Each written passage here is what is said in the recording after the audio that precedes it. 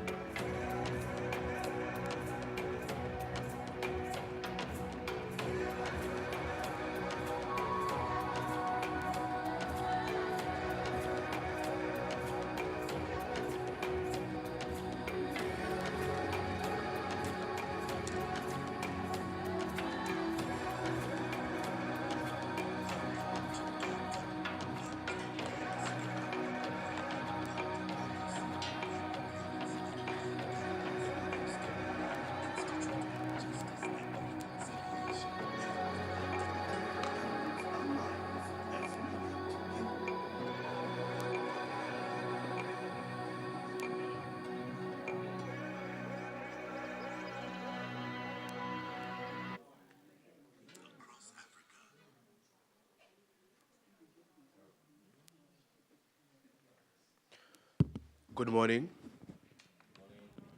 Morning, morning, morning. Uh, Thank you so much for attending our conference this year. I think before we start, we have a recap video that we would want to play for you.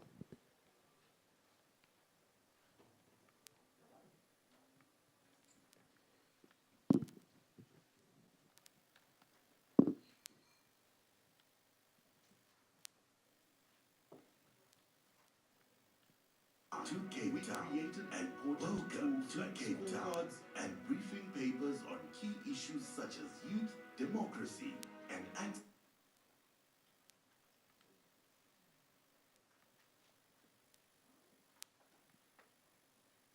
Welcome to Cape Town and to the third Stakeholder Convening on Democracy, Human Rights, and Good Governance, hosted by the Institute of Justice and Reconciliation and the Data for Governance Alliance. As we come together today, let's take a moment to look back at how far we've come. 2 years ago, we gathered for the first time, united by a common goal to improve governance across Africa. Your dedication and contributions have made these meetings more than just events. They've become milestones in our shared journey. In 2022, during our first convening, we set the stage for meaningful change. Your ideas and efforts helped shape discussions that have had lasting impact across the continent. We didn't just talk about challenges, we started building solutions together. By 2023, we saw real progress.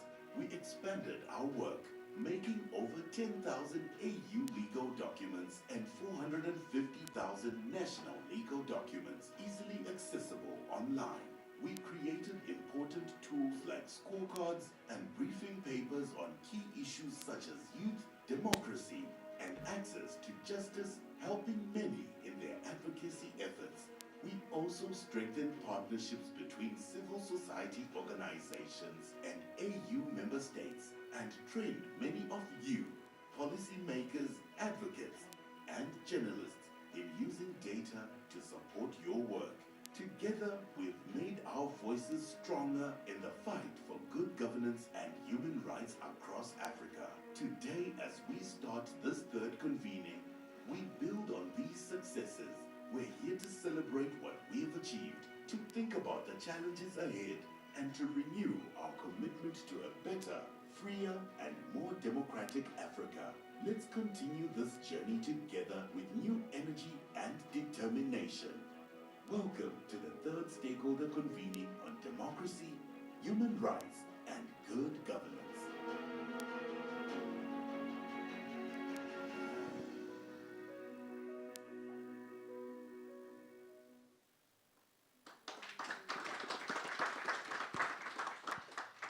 I think many of you have seen how we have grown from the last 2 years and how different we are from today.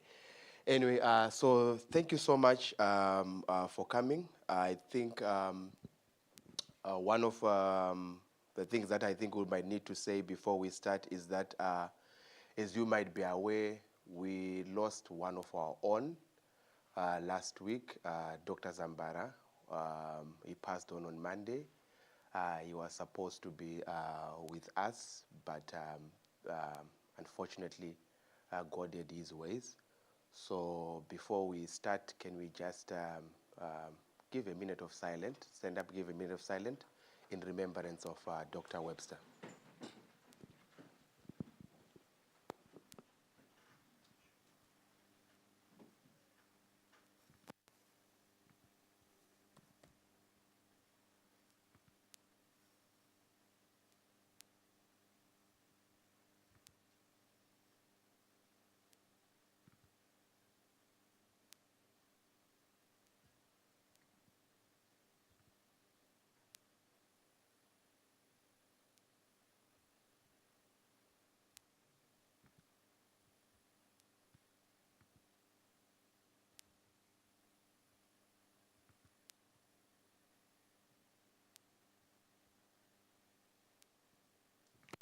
Thank you so much.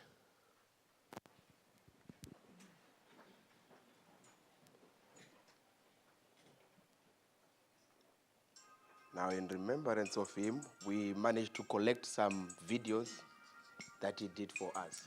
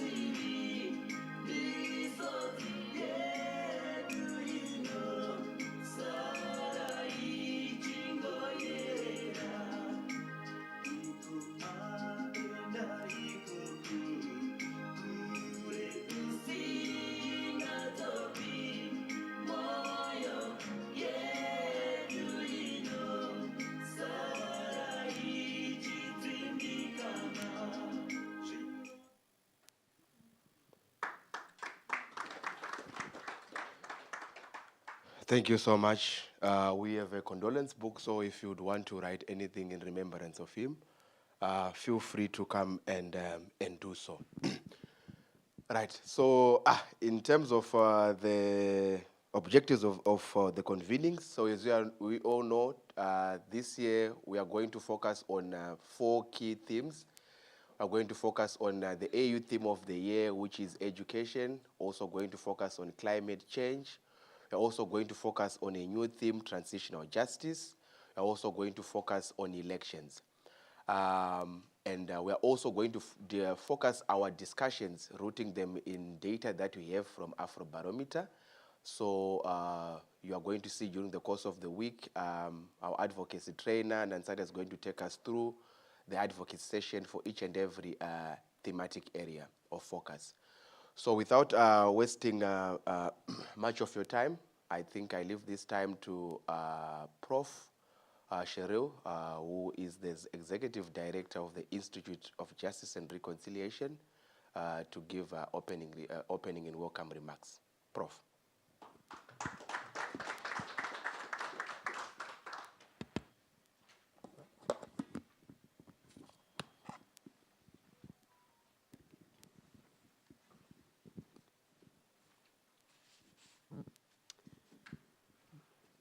Representatives of the African Union, Ambassador Salah Hamad, good to see you in my neighborhood. William Crew of ECOSOC and other members of ECOSOC here today. Sam Kambule, I am acknowledging you in a different capacity here today as part of the African Human Rights Commission. Our Data for Governance Alliance partners, the Afrobarometer, the Ghana Center for Democratic Development, Laws Africa, and the Institute for Development Studies at the University of Nairobi, representatives of civil society, academia, and research institutes, and my IJR colleagues. I see many of them in the room. Let me officially welcome you to the 3rd Stakeholder Convening on Governance, Democracy, and Human Rights in Africa. I can't believe you are in your 3rd year already. And just watching that video, look how you've grown. So firstly, congratulations to all those who have been an intimate part of this. It is still a sad moment for us. And as you can see, we opened it up and it just reignited all of those memories again of Webster. He was our colleague, our friend, a mentor to many. But a strong advocate for democracy, for justice, for good governance, all the themes that you're dealing here today. A a peace builder par excellence. We will miss him, we will miss his presence, but I think the continuation of our work is the way in which we can honor his memory, to try and achieve all of those things that he gave his life to.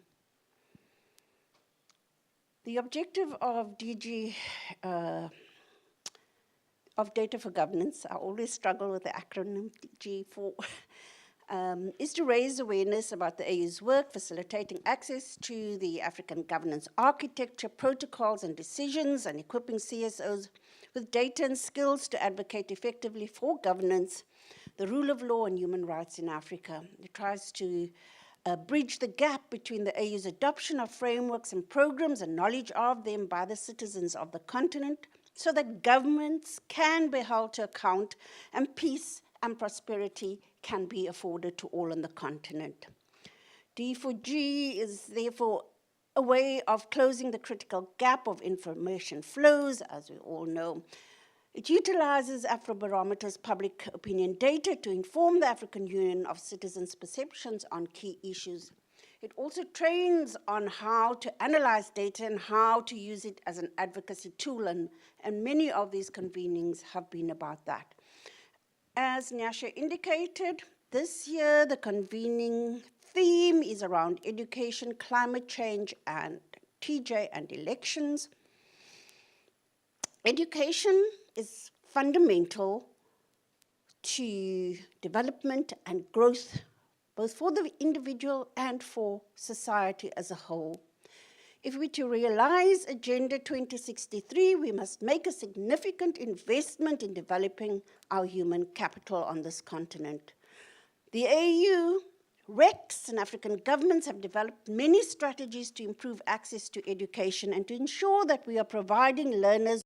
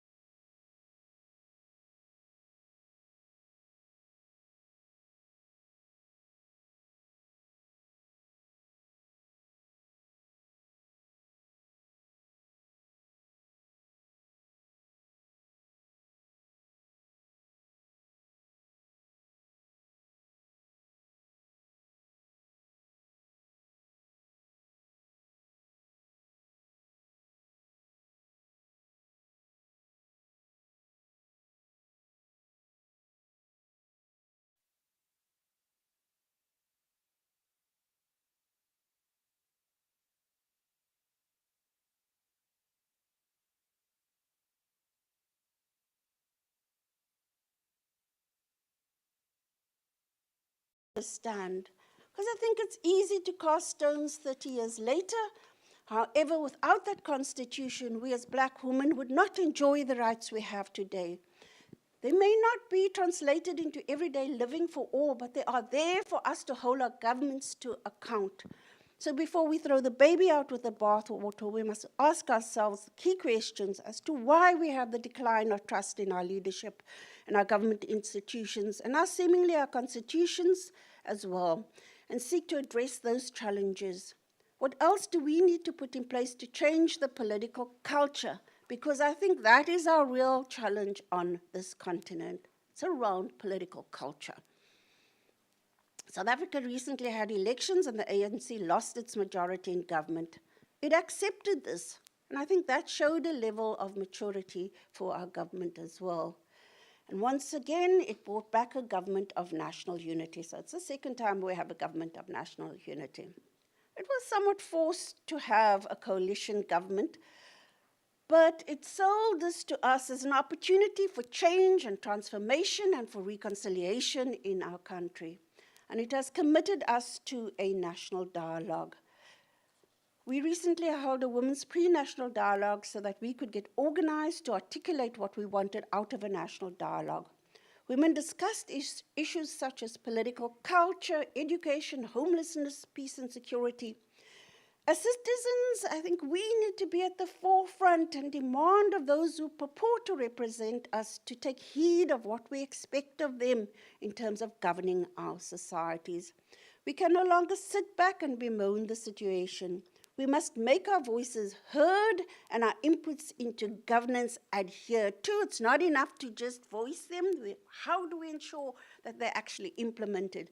We need more participatory forms of governance, not merely elections and abdicating our responsibility to those who get the most votes. This is all of our futures. So we must reimagine our societies, we must organize, and we must act to bring more inclusive, equitable, and prosperous societies into being on this continent. Human security and human dignity for all. And I'm beginning to say this more and more, that power actually lies with the people. That was the meaning of democracy, with you and with me. And we need to begin to name it and claim it and use it for the betterment of all. So in closing then, I wish you well in the deliberations here for the week. Unfortunately, I cannot be with you for the week. I will pop in from time to time. I want to thank my team, and especially Nyasha, our partners, the African Union as well, and all who have contributed to making this meeting a success. Nash and IJR staff, I know it has been an immensely difficult week for you, so thank you for still holding it together and pulling it off. I thank everybody.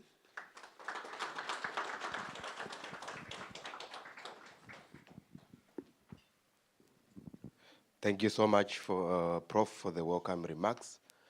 I think I forgot to do something before we even started everything. That is introductions for each and every one of you to just say your name and where you're coming from so that we can get to know each other. So my name is Nyashampani. I'm the project leader for the Data for Governance Alliance at the Institute of Justice and Reconciliation. Good morning, colleagues. Tim Murithi with the Institute for Justice and Reconciliation. Good morning, Salah Hamad from the African Union Commission, Addis Ababa. Thank you. Good morning, my name is Andre Mulunga. I'm from CDD, Mozambique. Good morning, colleagues. Gabriel Manguel, also coming from the Center for Democracy and Human Rights, based in Maputo, Mozambique. Good morning, Lennon Munyai from the African Peer Review Mechanism. Good morning, everyone. I'm Primrose Bima, based at Stellenbosch University. Good morning, everyone. I'm Siaza Mikela Makongo from IGR. Good morning, everyone. I'm Asema Tlechoni, also from IGR. Good morning. I'm Tadala Chimajienda from Democracy Works Foundation. Good morning, everyone. Rosvita Ndumbu from the Institute for Public Policy Research based in Namibia. Good morning, everyone. I'm Lerato Maluka from Democracy Works Foundation.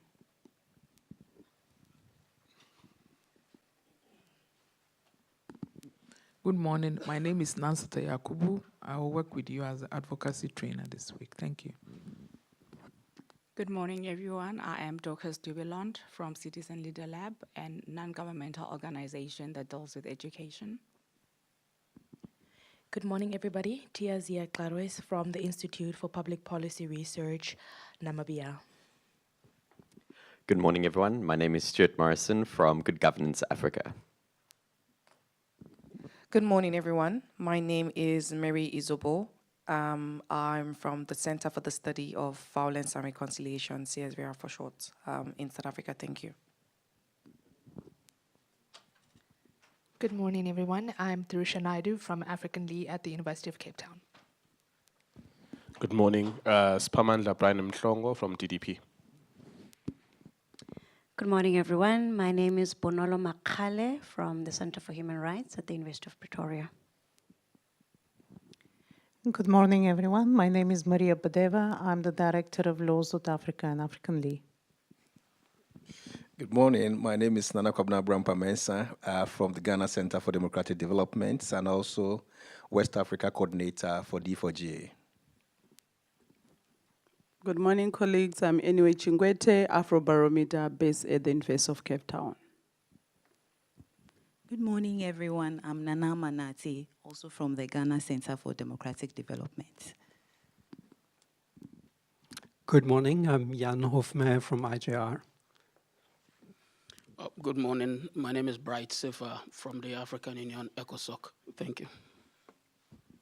Good morning, everyone. I'm Sam Kambule. I'm from the Banjul Commission on Human and People's Rights, based in Gambia. Hey, good morning, everyone. Good morning. Everyone is very busy. Yes, my name is Douglas from Nairobi, Kenya. I represent the Institute for Development Studies that is based at the University of Nairobi, which is one of the partners for the D4GA. And I'm so excited to see all of you. So greetings from my bosses in Nairobi and everyone in Kenya, including my president.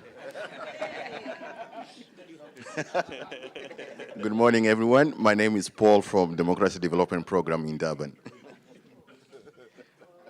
Good morning, colleagues. I'm Preston Govinsamy from Afrobarometer, based at the IJR. Good morning, everyone. My name is Stephen Ndoma. I'm with the IJR, but currently based in Harare, Zimbabwe. Thank you.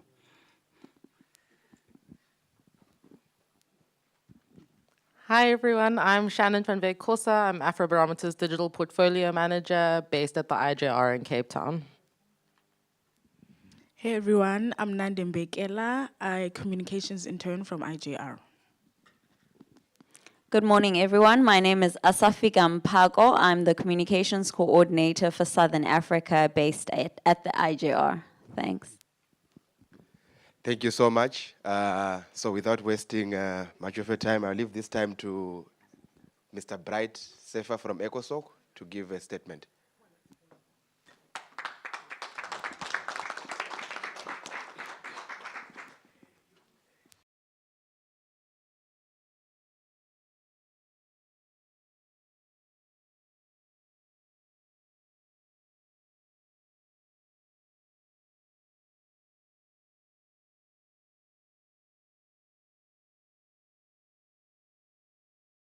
So he introduced me, Bright Sefa, and I do believe most of you know me, but I stand here on behalf of the head of Secretariat, Mr. William Keru, who would have wished to be here with us, but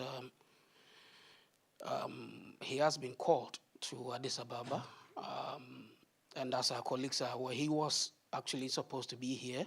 His ticket was cancelled in the last minute, so I stand here in his stead. So those of you who know him very well, picture me as him. And for those of you who do not know him, I believe you are stuck with me, at least for the rest of the week. Yeah, but thank you. Like I mentioned, I would like to start with our brother speaking on behalf of our head of secretariat. So like my name, Bright, wherever I stand on platforms, I try as much as possible to put a smile on people's faces as I began this speech.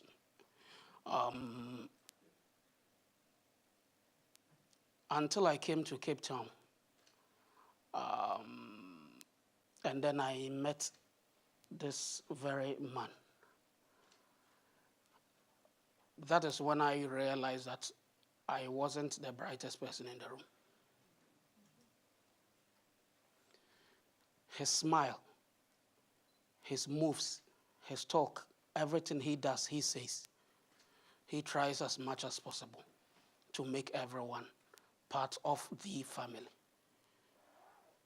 I think his convening, that first convening, was the only convening that I had been to where in the middle of proceedings we had to stop for music to play and for us all to dance. A memory that I carry with me everywhere I go, and I do hope that one day I will be brighter as he was. And wherever he may be, on behalf of the head of secretariat and my colleagues at ECOSOC, we wish him well and may he rest in perfect peace. Now into the speech. Professor Sherry Hendricks, Executive Director of IGR, Ambassador Salah Hamad, I know when you were mentioning your name, you heard that part of it. He is an ambassador, by the way, so always call him by that, Ambassador Salah Hamad, the head of the African Governance Architecture and the African Peace and Security Architecture Secretariat based in Addis Ababa. Professor Timothy of IJR, D4GA colleagues, civil society members, among others, who are present here today. I go into the speech from Mr. William. I am delighted to be here with you today and to join you in this third stakeholders convening of the Data for Governance Alliance, which is convened under the theme Enhancing Human Rights in Africa.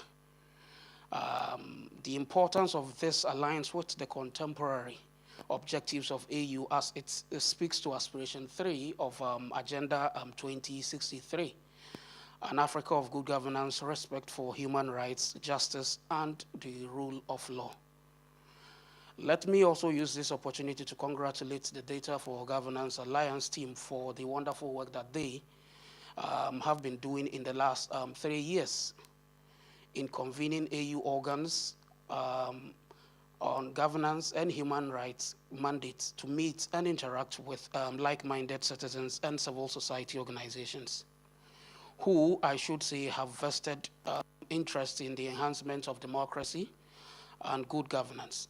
As ECOSOC, we encourage efforts that the citizens-driven vision of the African Union. Distinguished guests, colleagues, ladies and gentlemen, I am also excited for this convening, being that it takes place at a time when ECOSOC is celebrating its 20 years anniversary. For those of you who were with us in Accra a couple of weeks ago, you bear witness to that it even went beyond the expectations of ECOSOC. Something we started from zero, but had a very good convening for civil society organizations, which has been appreciated at all levels. In 2000, like I mentioned in Accra, our leaders met somewhere on the African continent and agreed that it's important to add civil society to the work of the African Union. And so through the Constitutive Act of the African Union, the ECOSOC was mentioned to be formed, and subsequently in 2004, ECOSOC was also formed. So 2024 marks 20 years since the AU put citizens at the center of the developmental agenda of the African Union.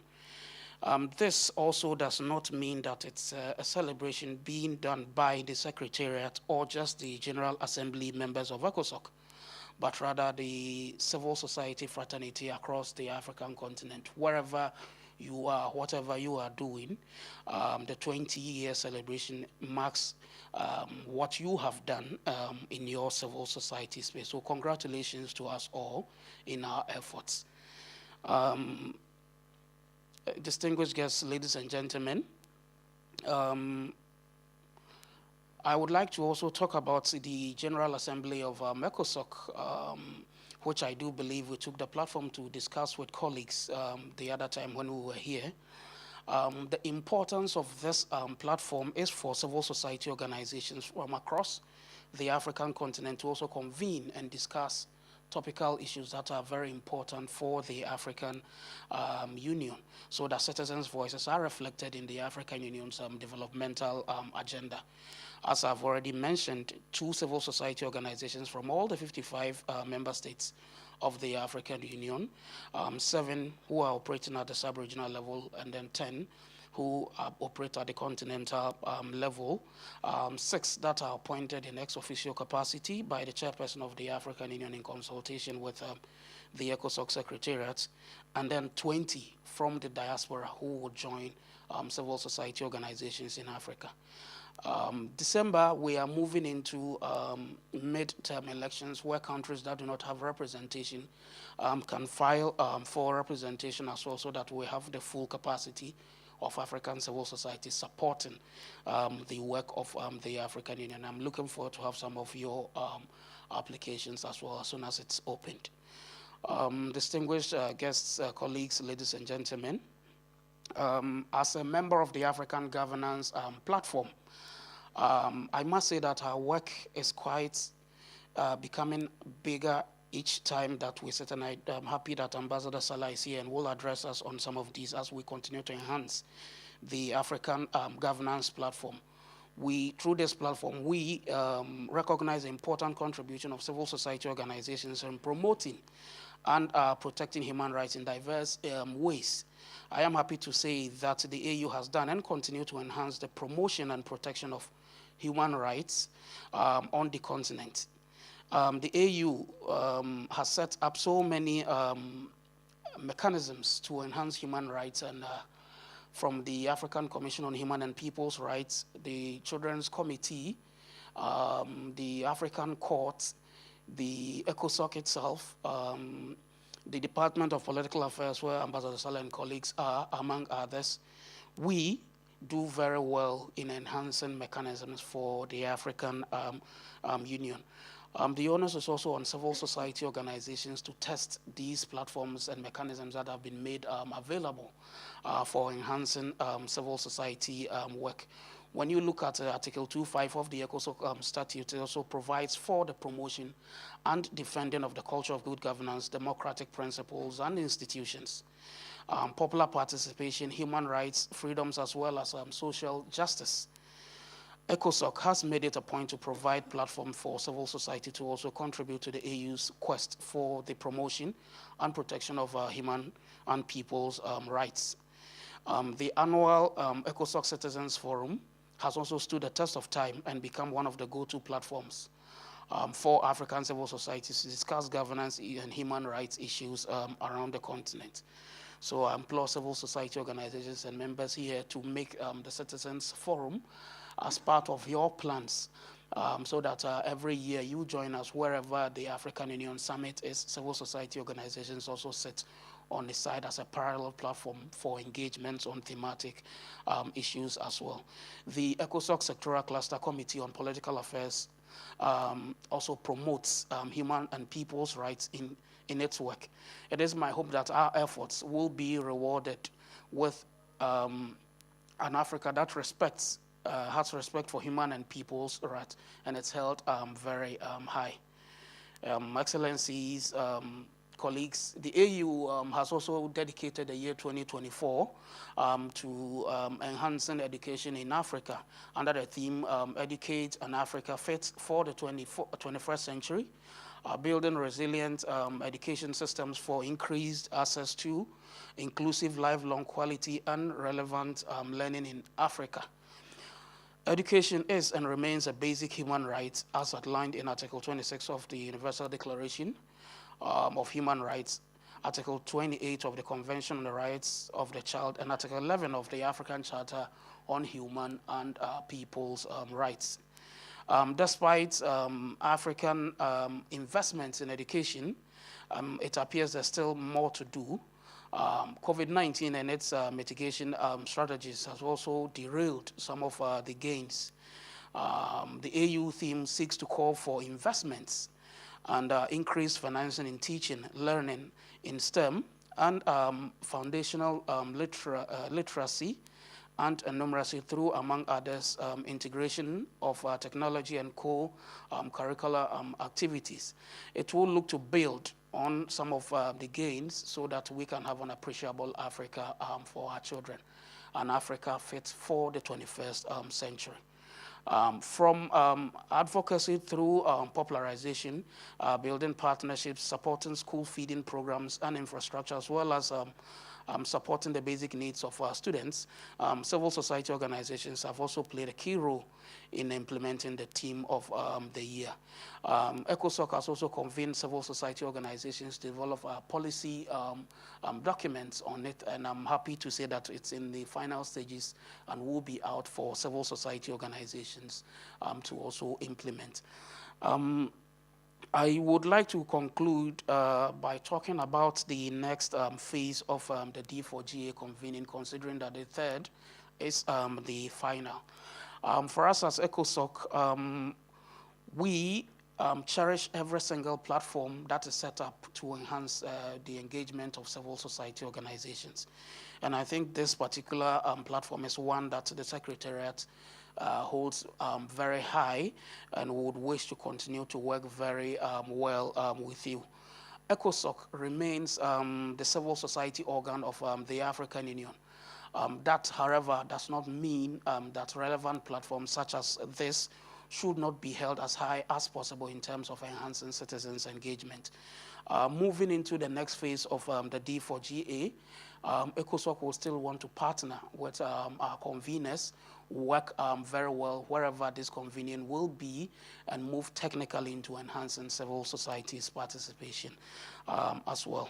I would like to conclude by thanking D4GA colleagues, Ambassador Salah from the Commission, Professor Tim and our colleagues, civil society organizations who are present here, for all your efforts, finding time in your busy schedules to join us here to discuss issues of importance.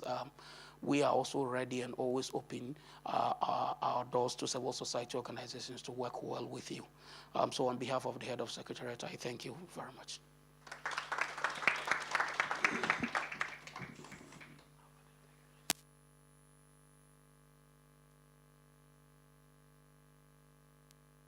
For giving us the statement from AU Secretariat.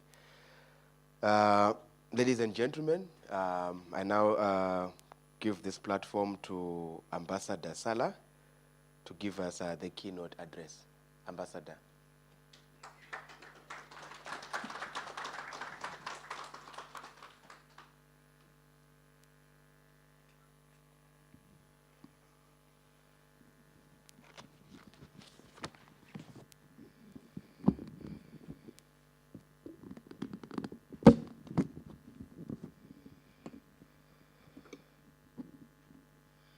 Thank you very much. My name is Salah Hamad, but the real last name is Muhammad.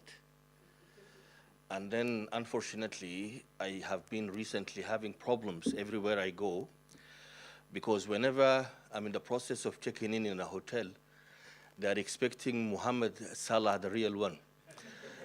And then they end up seeing another fat boy instead.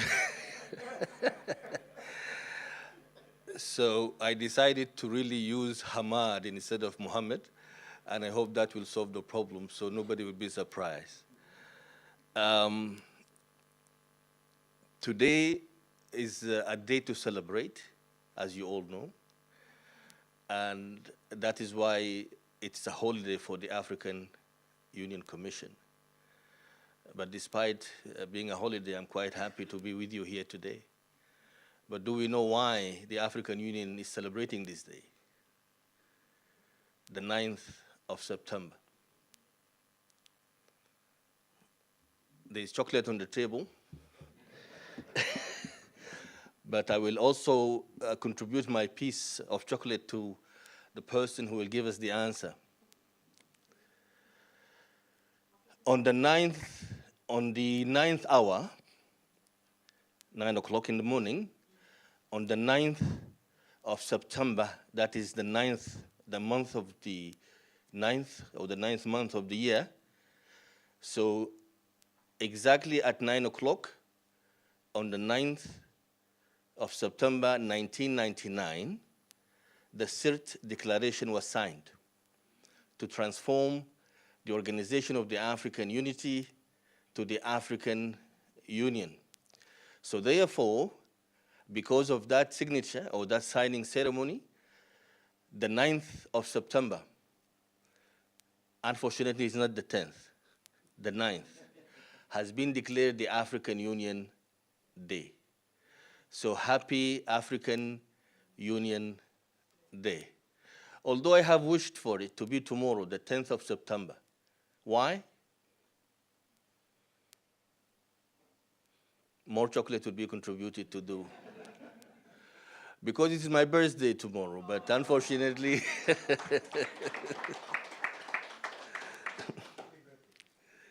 thank you so much. We're getting old, my brother. I bring you greetings from the African Union Commission, Addis Ababa, and I wish to begin by thanking the organizers for inviting the AGA APSA to this wonderful gathering taking place in this very beautiful city of Cape Town. I know Cape Town has so many nicknames, so I'm not going to start to mention any of them to miss any of them, but it's always good and great, in fact, a great feeling to be back to Cape Town.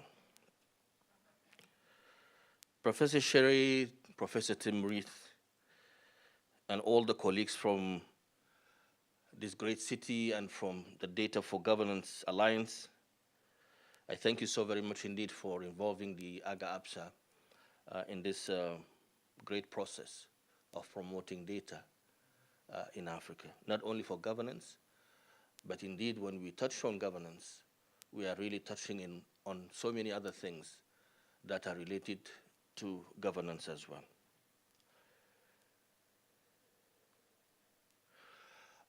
When I was tasked by my bosses to represent and to come and deliver this keynote statement, I was really wondering from where to start and where to end. And I'm still wondering, by the way. And the topic is great and it is important, especially with the focus that have been decided on by the organizers to touch on 4 important thematic areas that are quite relevant to our I would say, day-to-day issues faced by the African people. Indeed, it is quite important, as we all know, that we need to really embrace the data or the adoption of data analysis and data approach for the development of our policies, but also for the decision-making processes as well. Simply because we all agree without data we will not be able to make informed and wise decisions that will advance the democratic governance process on the continent. Regrettably, African based data think tanks are not well respected and recognized by our African policymakers, by our African elites, simply, and that has been mentioned previously by Professor Cheryl, that we still look into the colonial masters for information, for data, and in many cases for instructions. But I'm glad that because of this Data for Governance Alliance campaign, our African elites and African policymakers finally are giving attention to the African-based think tanks that are producing data. And in many cases, the data that is produced is used by the decision makers. But there's really need to be done. I'm saying this because if you travel to Brussels or elsewhere in Europe, you will see that our European partners and friends are really benefiting a lot from the data that is produced by African think tanks. And it is, and the reason is very obvious, because the African think tanks and the African organizations and institutions are closer to the source of this data, so it is easier for the Europeans to utilize it at a less cost, I will say. And also, of course, it will be more, I would say, more verified, because the source is closer to the think tanks and the organizations that are producing this data.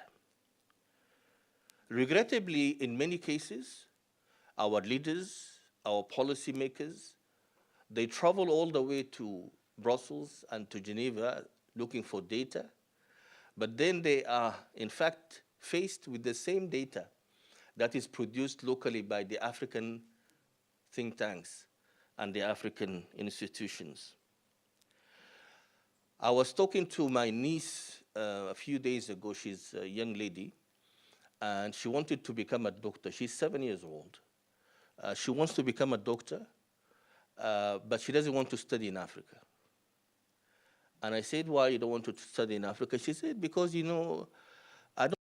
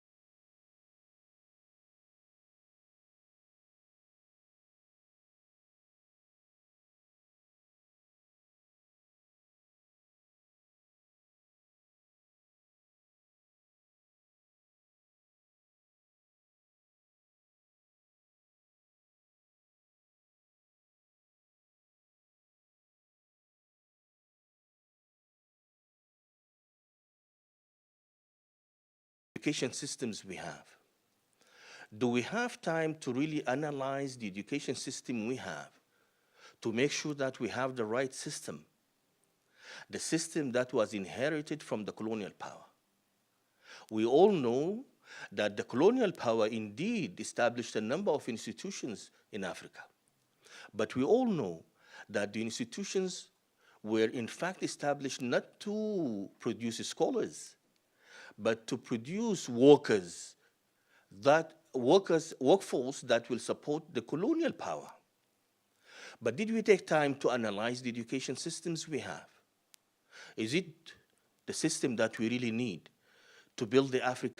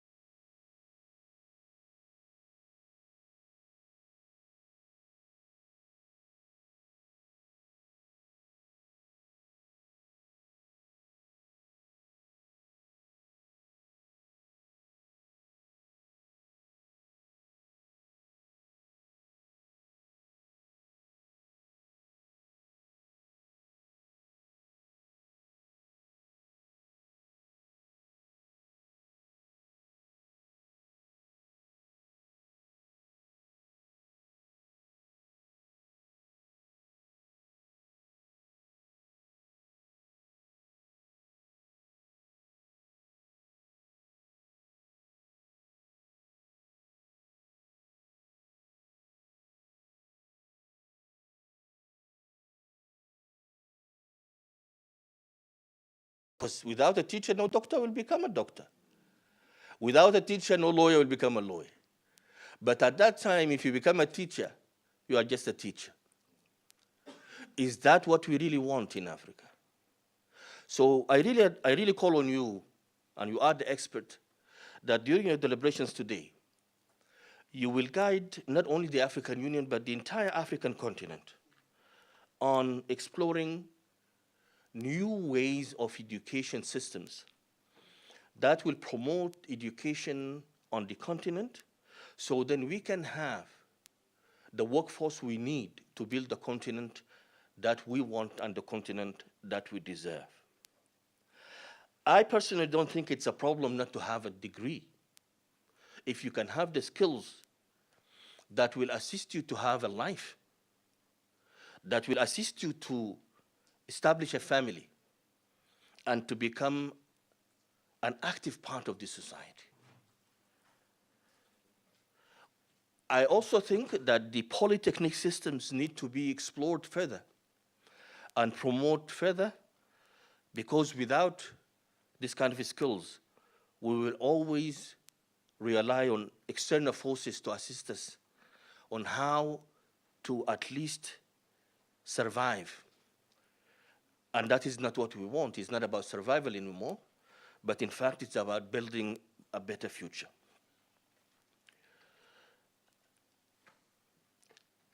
It is important for us also to recognize the importance of data, but I think there is also need for having capacity within us, as civil society, NGOs, academia, and think tanks, to analyze the data and to offer simpler version of information that could be utilized at all levels.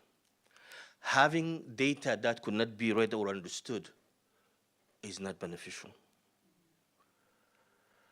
Having data that could not be also utilized will be a waste of efforts and waste of time and waste of money. So therefore, as much as we are collecting data, we need to embark on a journey on how to analyze the data, so then the data could be easily used, easily understood and easily used. That way, we will certainly benefit from the entire process in a complete circle that will lead and help us Africans to benefit from the data that is locally produced and developed.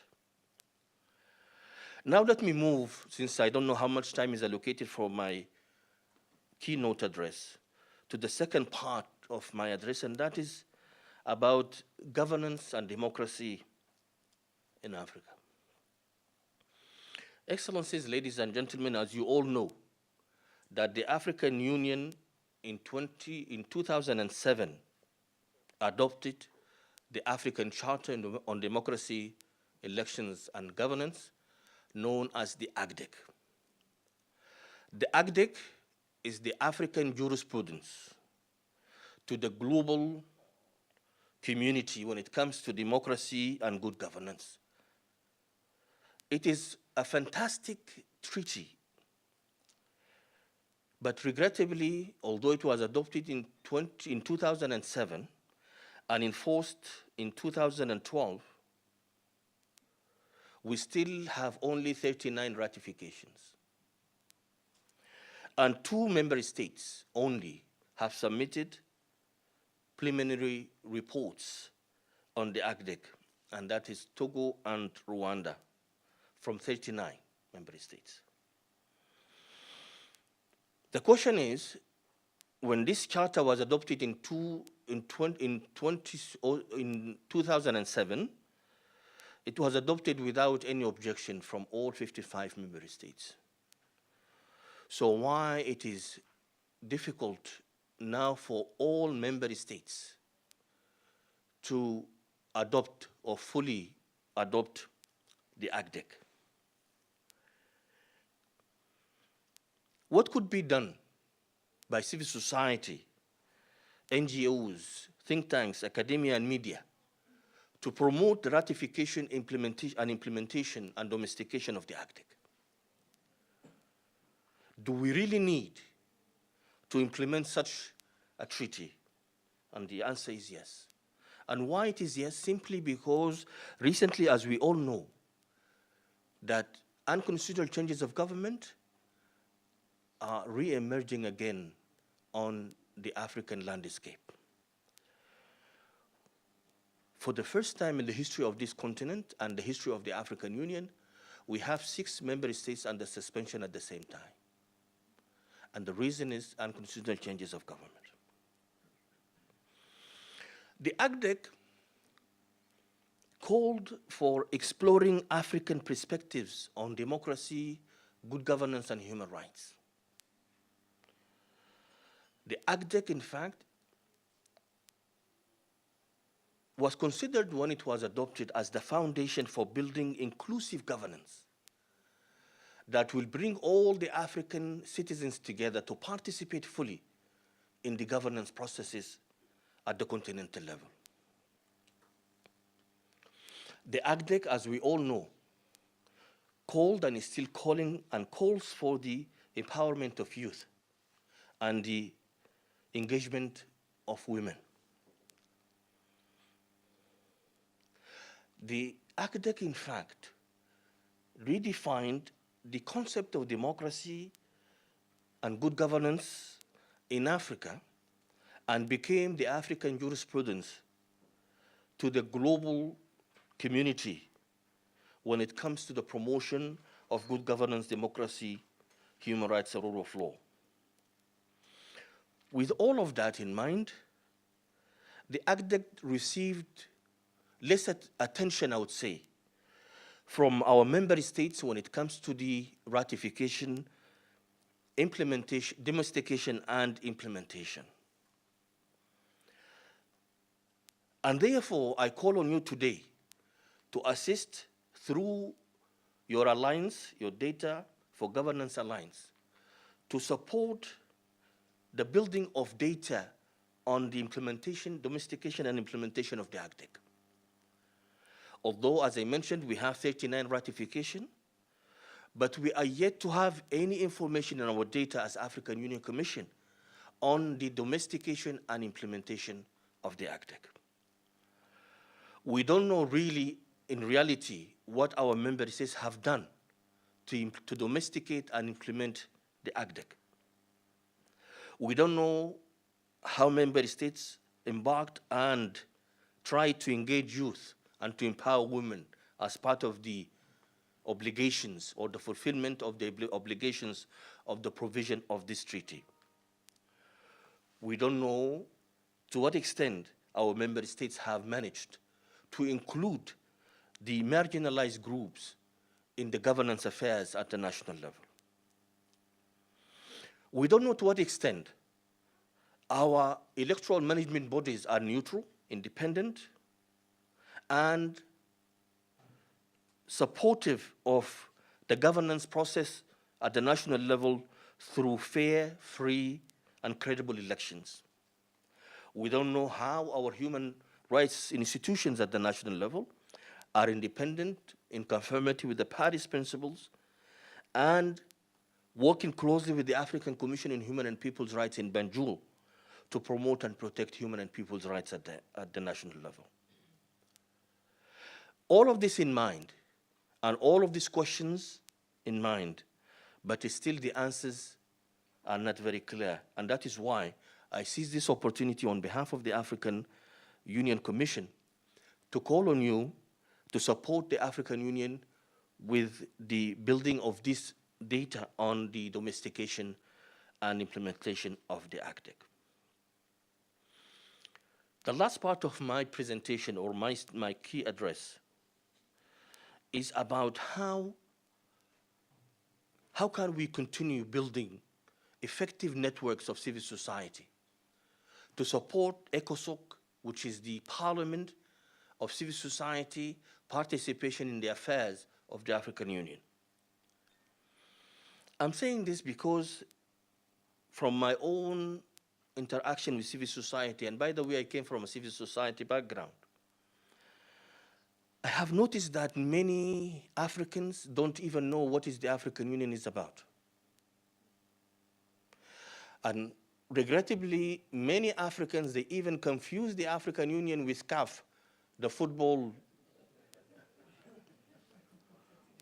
Yeah. And regrettably also, many Africans, those who know the African Union, they think the African Union has a magic stick that can change things between a day and a night. That the African Union can intervene in a country when there's a coup d'etat. That the African Union can intervene in a country when there is manipulation of constitutions and elections. And that is why we go around and tell Africans, if you are an African, you are the African Union.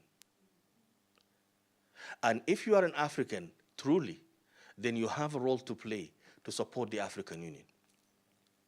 And without you, there is no African Union. So the African Union is not only the staff that are based in Addis.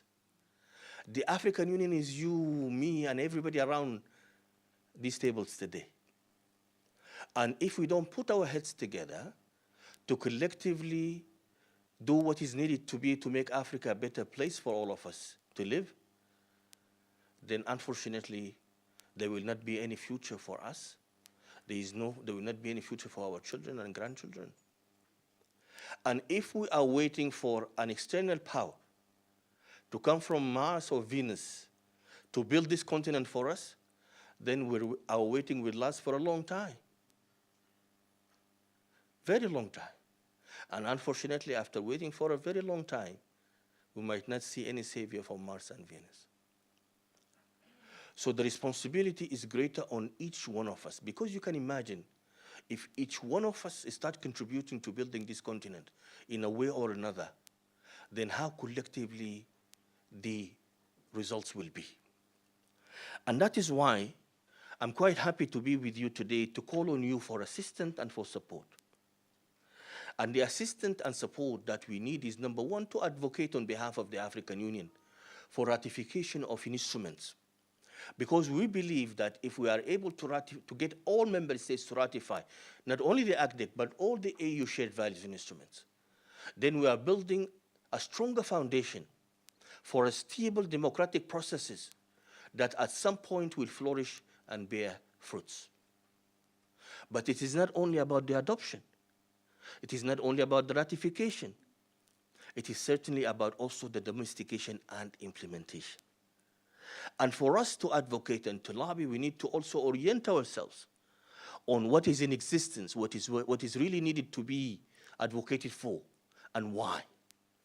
That way, we will be able to share the information, build networks, and then speak with one voice as African citizens. My colleagues from APRM will certainly speak about the Africa Governance Report, which is another tool that we use to promote good governance on the continent. But we do believe that with your data, this Africa Governance Report will be well produced and better developed. And I'm sure Lennon from APRM will speak more about the need for you to partner with APRM on how we can better feed into the governance report, at least for next year. So then at least we can have a document that could be strongly built on accurate data at the national level. Before I conclude, Excellencies, ladies and gentlemen, Professor Henry and all the colleagues from Data for Governance Alliance, I wish to kindly invite you to come and brief the AGA-APSA platform on your work, and also to come to brief the PRC subcommittee on human rights, democracy, and governance before the end of this year. So then at least all members of the platform, and by the way, the platform, for those who are not aware of it, the platform brings all organs of the African Union and the regional economic communities. So we have 18 members of the platform. And the PRC, of course, bring 15 member states that report back to the PRC subcommittee, I mean to the PRC as a committee. So therefore, these are great venues for you to share information with these two entities. Last but not least, once again, I thank you so very much for inviting the African Union Commission, in particular, the AGA-APSA platform, to be with you this morning in this very beautiful city of Cape Town. And I invite you, or I wish to in fact leave you with an appeal. The appeal is that, number one, I'm quite happy to see more females around the table, more women around the tables here today. I'm a he for she. And I believe that with the empowerment of the African women, we can do better. And this is an opportunity to congratulate you for really being the majority, so you can vote the minority as you wish. But that also comes with a responsibility. The responsibility is that so many other women out there are not aware of what we are discussing here today and tomorrow. So how can the information be shared among the African women and the African youth? How can we continue mentoring African women and African youth to be part of this process so no one will be left behind? These are the appeal, or this is the appeal that I wish to leave and to leave you with. Please try to consider sharing information within your networks as much as you can. Try to continue mentoring youth, women and men, so the African youth can assume leadership today and tomorrow. I thank you very much.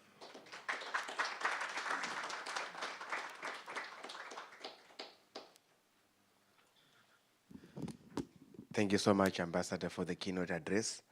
I leave this time to Prof. Tim.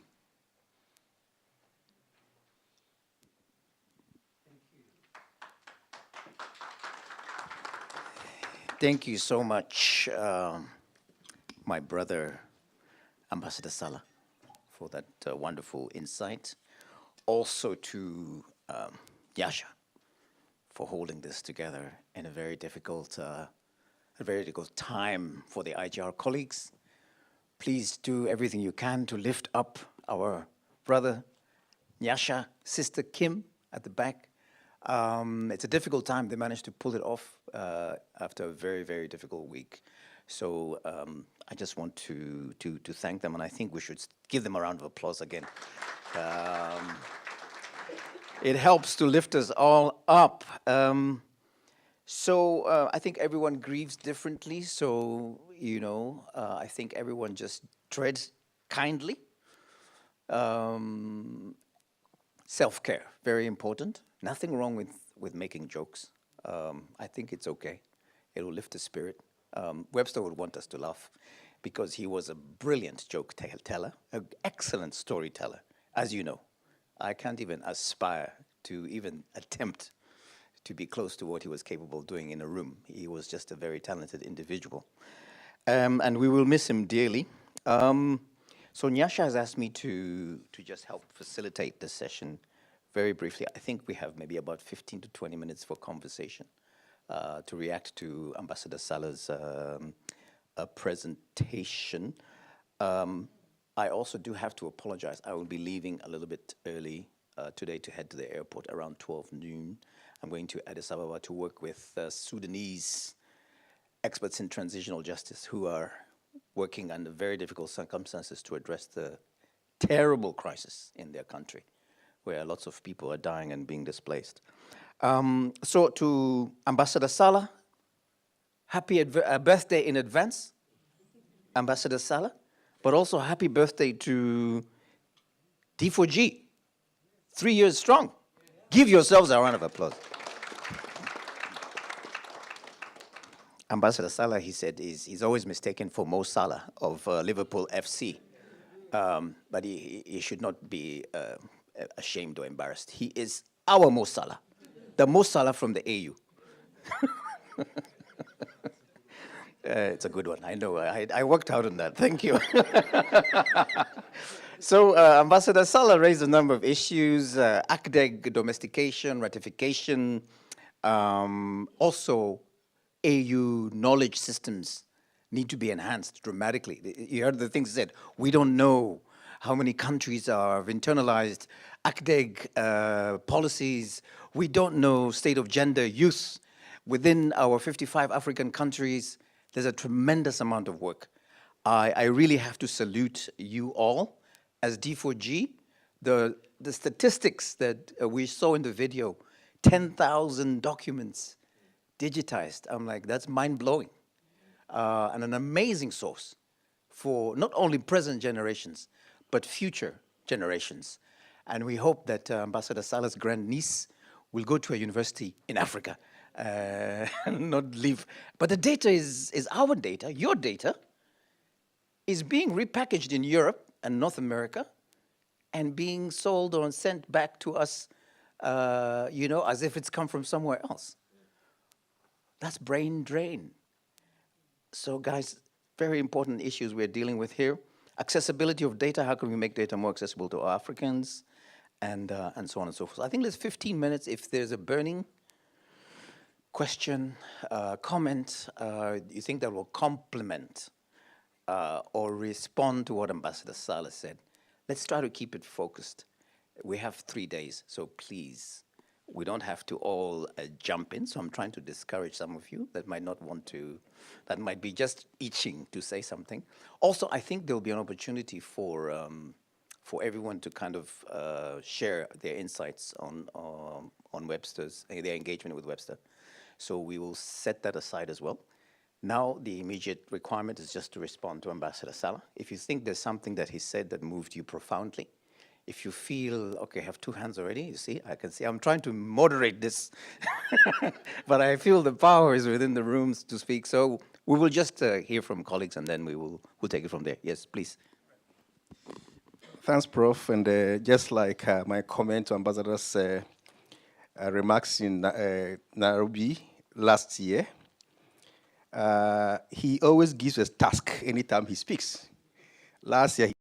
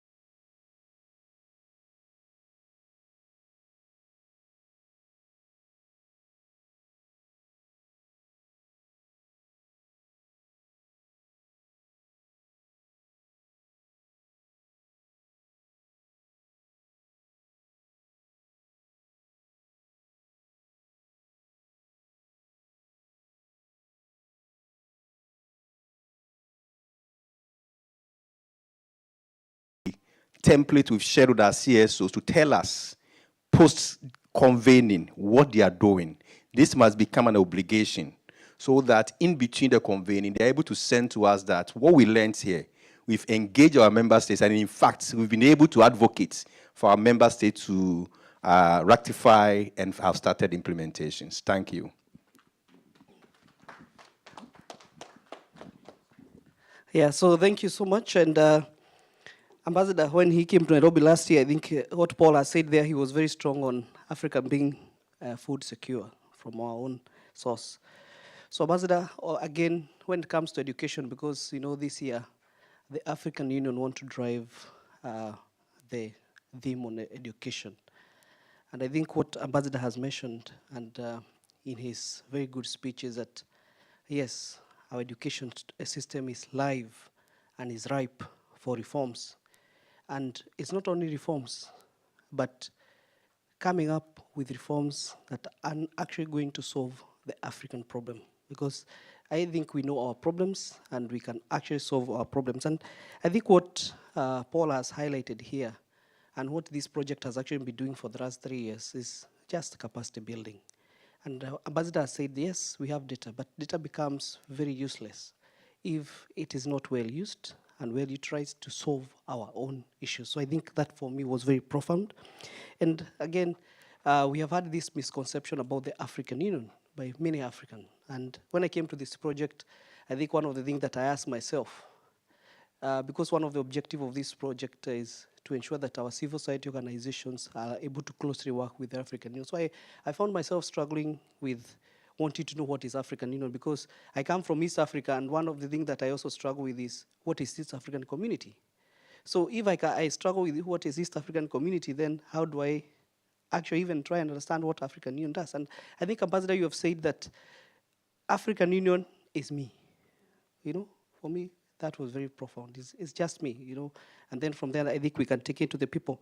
And I think the last thing that I think that we need to, as the civil society organization, is just to communicate in a very subtle way to the people of what the data is saying about them.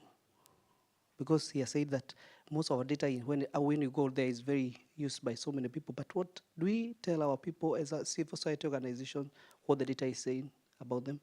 And how do we communicate that? So, Ambassador, those are very good comments. And I think when you share with us your comments, I think we'll be able to communicate to our specific regions. Thanks, Prof. Thank you so much. Thank you so much. As you heard, Ambassador Salah is he for she. So I need at least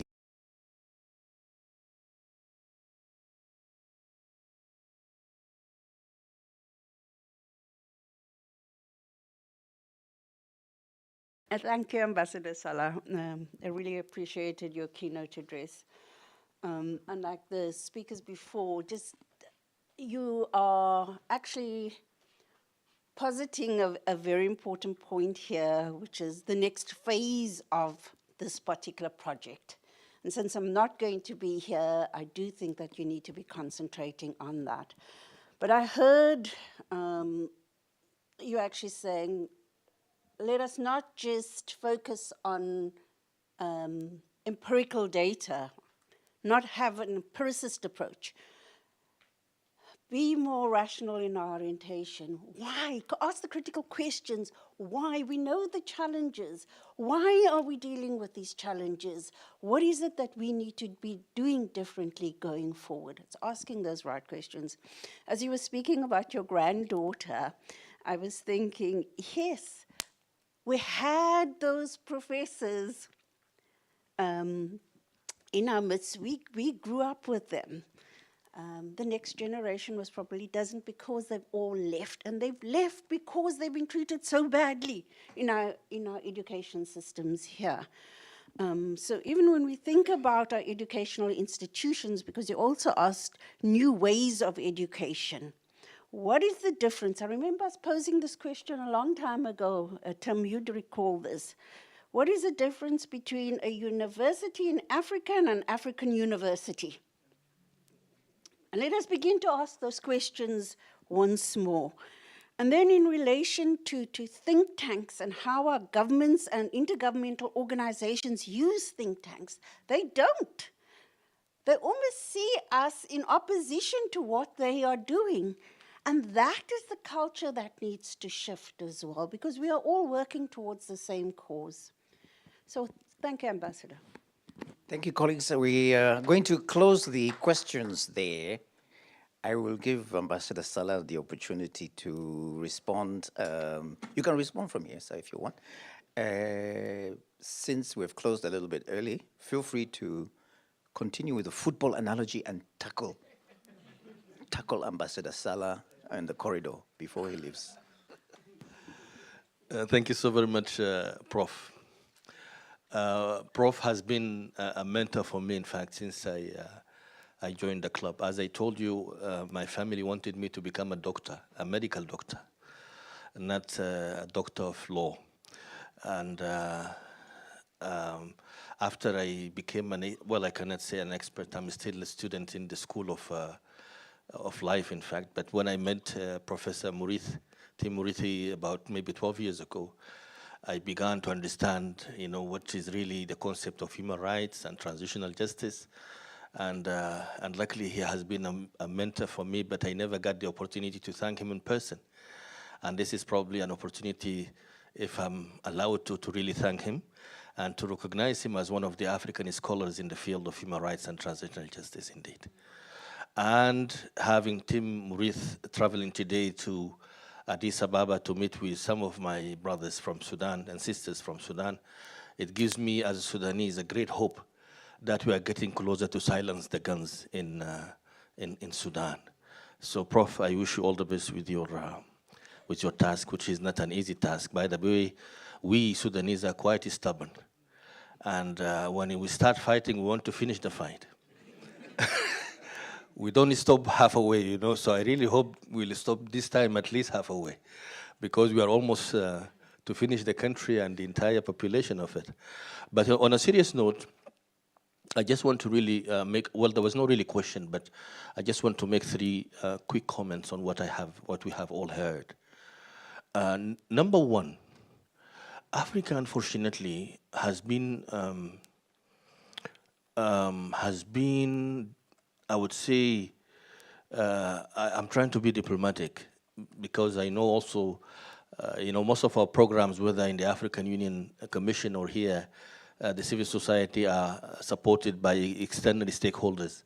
So we should not really upset them. We should try to be diplomatic in our conversations with them. So I would say Africa has been seen as the backyard of many other continents. And because of that, all of our natural resources don't belong to us. They are taken away from us and processed everywhere, and then they are sold back to us. The fuel, the crude oil is found in Africa, but it is processed elsewhere and sold back to us again in a higher price. The same goes for many other natural resources, but unfortunately, the same also goes for our human resources, for our youth. In many cases, many will say, no, we don't want any migrants from Africa. But when these migrants reach these countries, they are used also in hard labor and different kind of work. So what we really need to do, I think, as African citizens, is to really stop and evaluate this entire circle of relationship with the entire with the external world.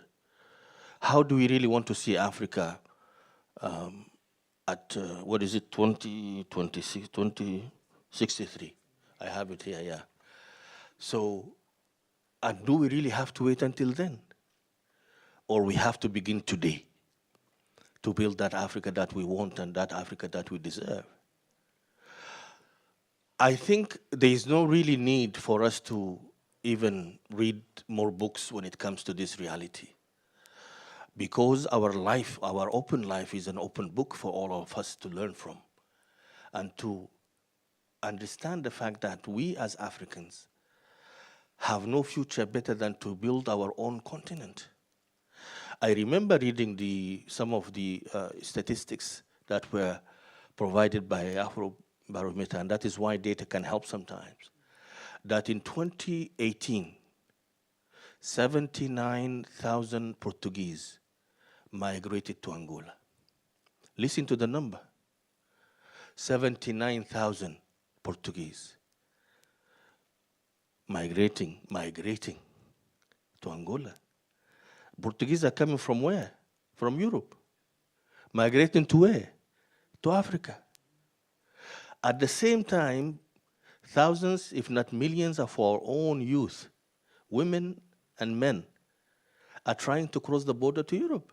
And many of them are drowning in the Mediterranean. Many of them are dying in the desert because of thirst and hunger. Many of them are captured by the militias and by the armed groups to be used as slaves. At the time that 79 migrants came to Africa. So there's something wrong here that we need to really look into. What really attracts people to come to our backyard, to our homeland, and what is really pushing us to leave.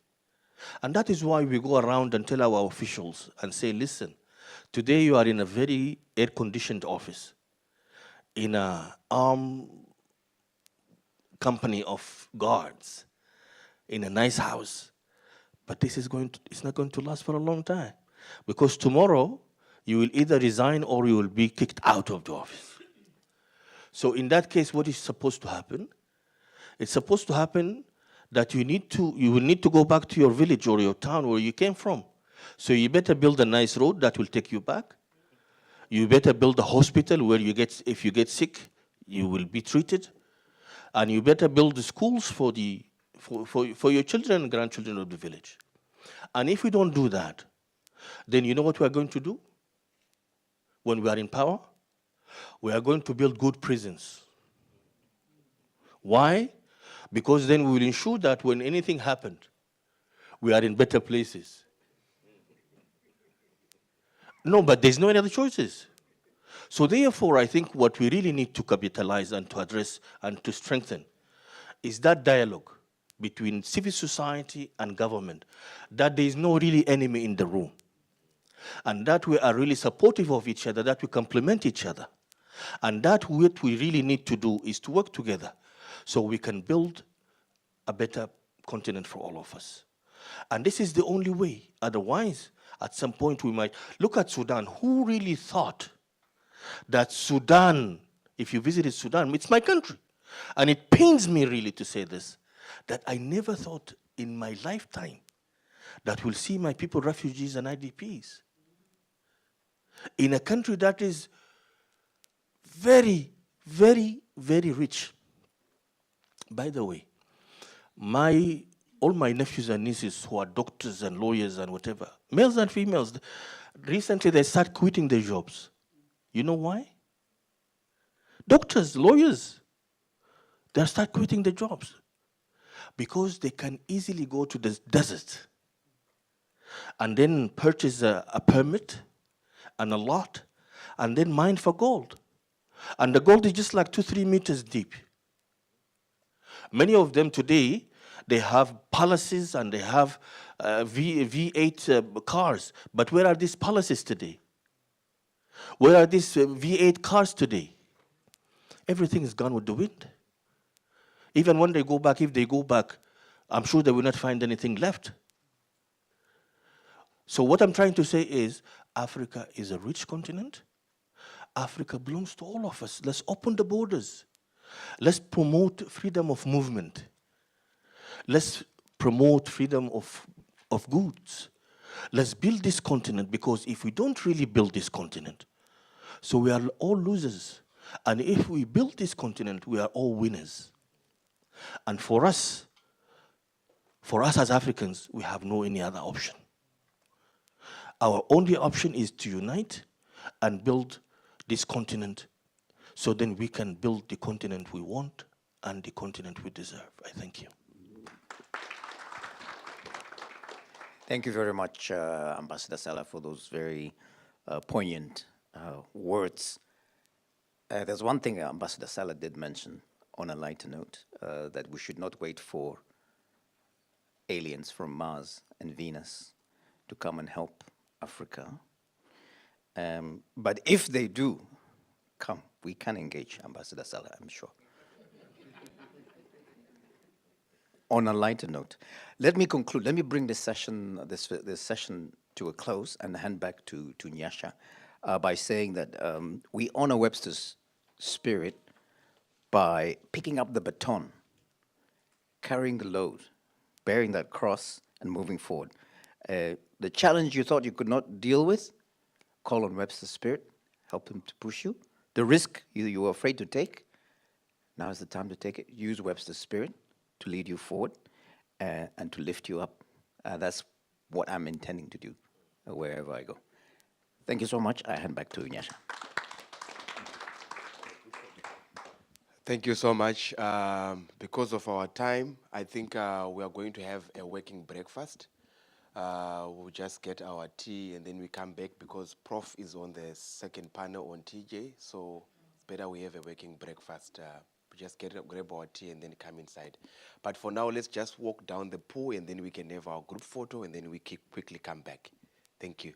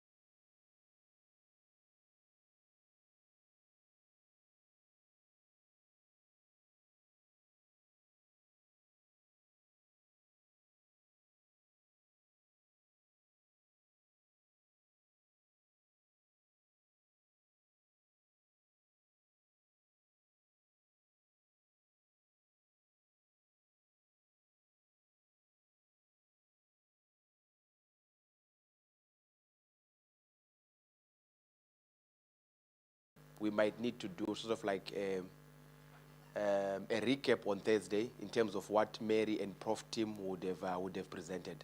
So without wasting much of your time, I'll leave this time to Mary to come and give us the presentation on peace, security, and transitional justice. Mary.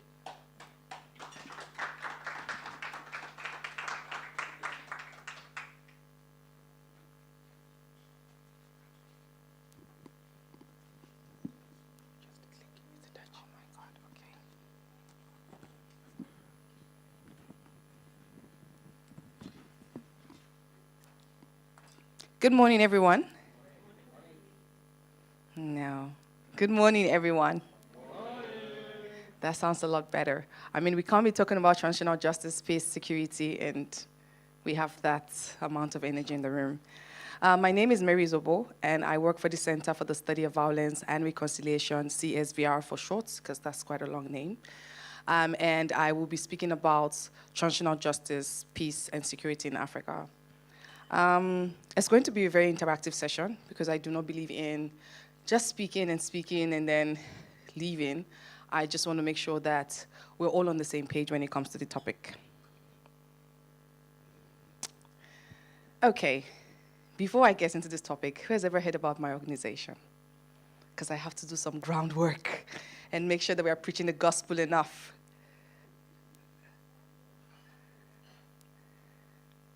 Okay. Fair.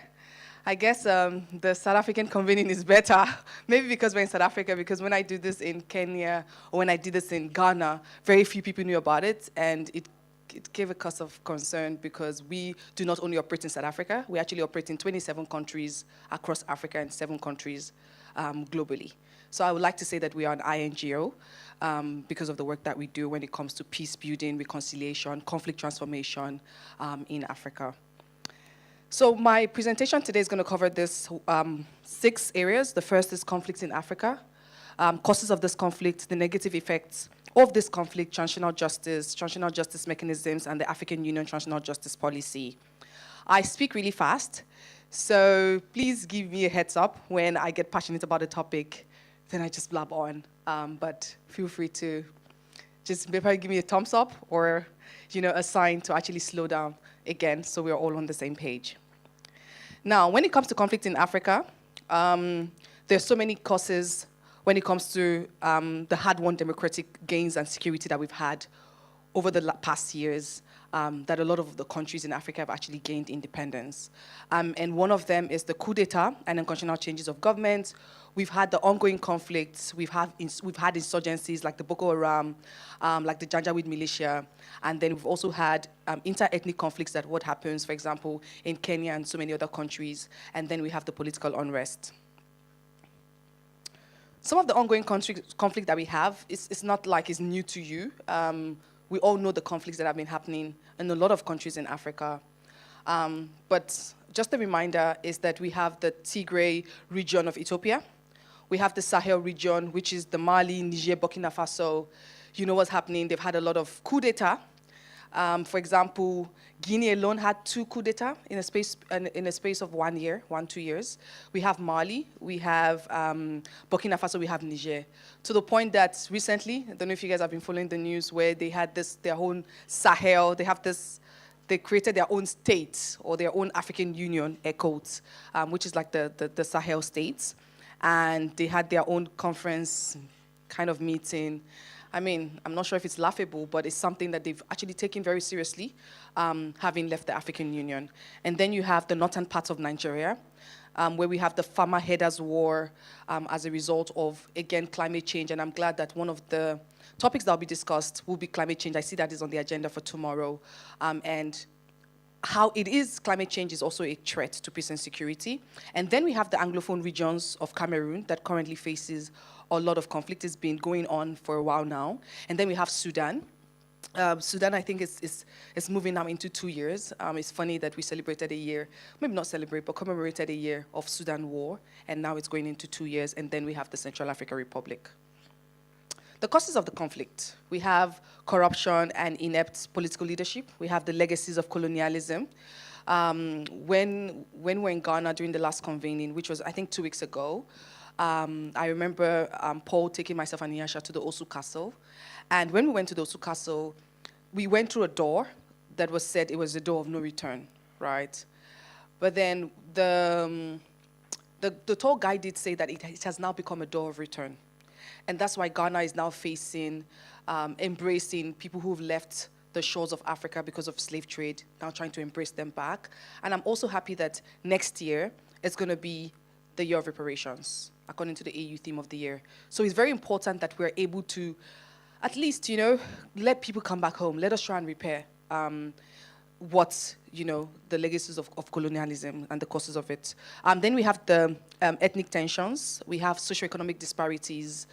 I'm not sure who's in Cape Town for the first time. Okay, no one. So I think my story would, I'll be able to know my story home. Oh, first time, okay, just one person. For some of you, you get into Cape Town. Cape Town is very bougie, looking at the Table Mountain at one side and looking at the ocean at the other side. Sometimes I don't even know how people live in Cape Town because I'm like, it's a holiday every day. I'm not sure. I feel like if I'm sad, I just go to the beach. If my boss is stressing me, I go to the beach. It's like an everyday holiday, right? And then you see one side, there's the bougie side, the restaurants and all of this nice, you know, caviar and the wines and the wine tasting. Yes, caviar. Caviar is very bougie. It's fish. And then you have it, you know, you have you have your gold on your plate and all of that in some restaurants in Cape Town. But there's the other side, you know, where's the Kayalicha? Where you have those, we did see it on our way here again, where you have those thatch roofs that are used to build houses. And, you know, South Africans, they call it the location. And it's funny. It just shows the social disparity where you have the rich and the poor, not just apart from each other, but opposite each other. And it just shows the socioeconomic disparity. And they do have it in a lot of countries, even in Ghana. And then you have the political tensions, and then you have the lack of trust in democratic institutions. The negative effects of conflict. You have the turmoil, the perpetuating cycles of political instability, economic decline, social unrest, human rights violations. You have the lack of respect for the rule of law. Now, the topic for today. What is transitional justice? Transitional justice here, when you look at it, it talks about the formal processes and the informal processes that is being used or adopted for an inclusive and consultative process to overcome past violations, right? That is transitional justice. But I like to paint a story. Think about a bowl of fruit, right? We all have an apple in front of us. Again, that's why I say Cape Town is bougie, because, you know, on your table you already have apples and chocolates. And I can bet you barely have a lot of conferences that you do have that. But think about a bowl of fruit, right? Think about in that bowl of fruit that you have papayas in it, you have watermelons, you have whatever you would like into that bowl of fruit. That's what I like to call transitional justice. Transitional justice is a cocktail where a country decides to say, look, I have been through conflict, I've been through wars, I've been through issues, and I want to go past it. So you want to transition from conflict to post-conflict, but how do you do that? And how you do that depends on the country's specificities and peculiarities, because no two countries are the same. So what is good for the goose is definitely not good for the gander. And so what happens is that you look at your country, you look at the specificities, you look at the peculiarities, and then you work your way either down or you work your way up. Which means, let's take Sudan, for example. With the conflict that's happening in Sudan, a lot of women have been raped. A lot of children have been killed. When two elephants fight, the grass suffer. And what this means is that violence and conflict is always fought on the bodies of women. And the way a conflict affects a man is not the same way it affects a woman. It's not the same way it affects a person with disability. It's not the same way it affects any other gender, a woman, a child, an indigenous person. Conflict affects us differently. And so when you have transitional justice, what you do then have is you have the traditional approaches, and then you have also the modern approaches. People always say that democracy, for example, taking us back, is a Western approach. I beg to differ. Maybe the term democracy, maybe Western, but the act is not Western. Why do I say this? Think about 1900s or 1910s, or I don't know how far back you want to think about, where when there were issues in the community, you always had a village chief who would try to settle the disputes, right? Where people came together to select their own leader, which means in the Igbo part of Nigeria, they usually have like what you call a clan, or the person who's the village lead. And I'm sure some of you who still have ties to your villages, you know there's a chief or there's a king. And that is democracy, because people have actually elected their leader and elected who they want to lead them and guide them through a particular process. It's the same thing with transitional justice, where it may be a new concept in a way, air quotes, but it's not really new, because people have found a way to go through whatever conflict that they may be facing. So where two villages, for example, are fighting, you use transitional justice to go through that process, where you then call maybe the village lead or the people in charge and try and call truce. That could be the traditional. But then you have the model where we now decide to use different models, different approaches to ensure, and that's why we have the transitional justice approaches.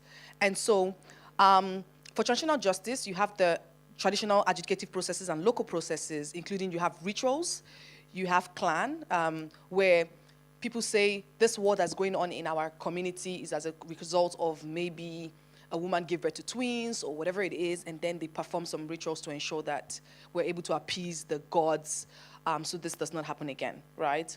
And so these traditional mechanisms are used alongside the formal mechanisms to address the justice, healing, and reconciliation needs of affected communities with due regard to the African Charter on Human and People's Rights, or to the African Charter on Human and People's Rights and the Maputo, to the African Charter on Human and People's Rights, which is the Maputo Protocol.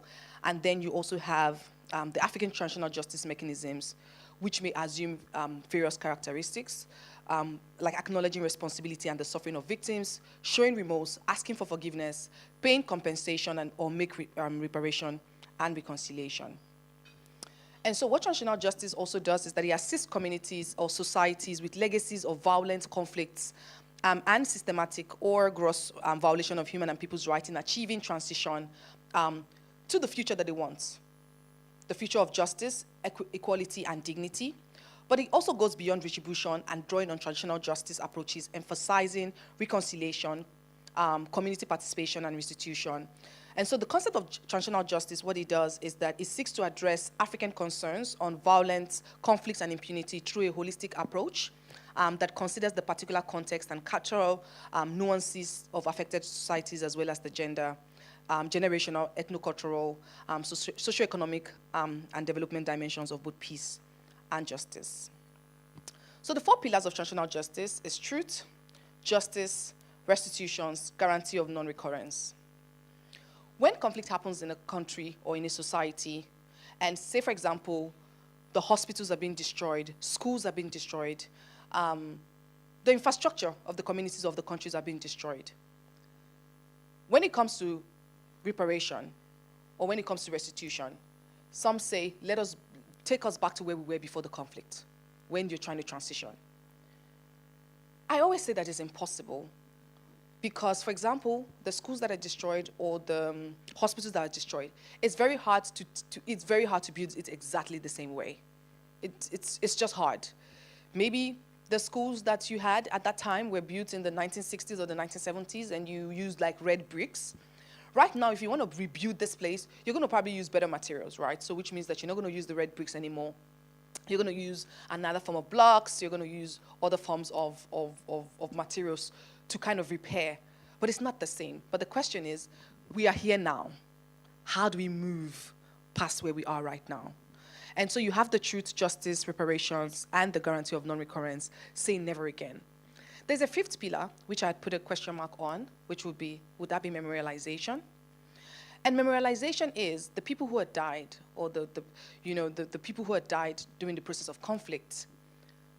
How do we memorialize them? How do we immortalize them, that we continue to remember them, so that it's not like they're just gone and gone for good? I was in Liberia last week for an advocacy training on memorialization. And I think that was the first time I actually came in contact, because there's one thing to talk about these things theoretically, but it's another thing to have to deal with it in person and practically. I'm not sure if some of you know about the massacre that happened in Liberia in the church. Who's aware about it? No? Has anyone been to Liberia? No? Okay. First of all, it takes you about 18 to 24 hours to get to Liberia. It's quite far from South Africa. And then getting there, you find out that it's still recovering, you know, years, long years, like 20 years, 20-something years after the conflict, you realize that it's hard to really rebuild, right? And so what happened was, they were living in a church, it's called the St. Peter's Church, and some opposition came and killed nearly 600 men, women, children, just killed 600 people. Over 600 people had died. And what happened was they took all of them and they just had like a mass burial. They just dumped all of the bodies like in a grave, every single person. So they kind of made 2 grave sites for these people, and they put a star on it, on the floor, just to show that this was where the bodies were buried. And a lot of families have not kind of sought closure because they feel like, I still want the remains of my family. Because some of them do not even know where their family is. Some of them don't. There's the assumption that everybody was buried there. Like if you can't find your father, if you can't find your mother, if you can't find your whatever, your sister, just assume that this person is dead and buried here, right?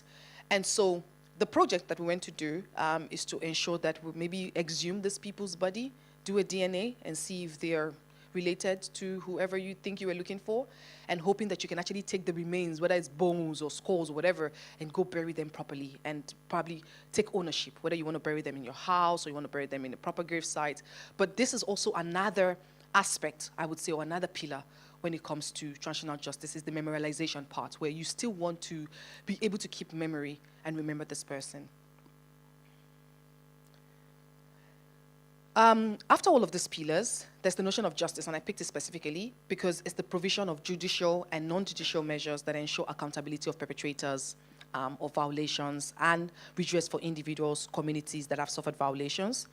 And then you also look at it where you follow established community-based norms and practices, traditional and complementary justice, to adjudicate disputes and restore less cost, the loss caused by violence.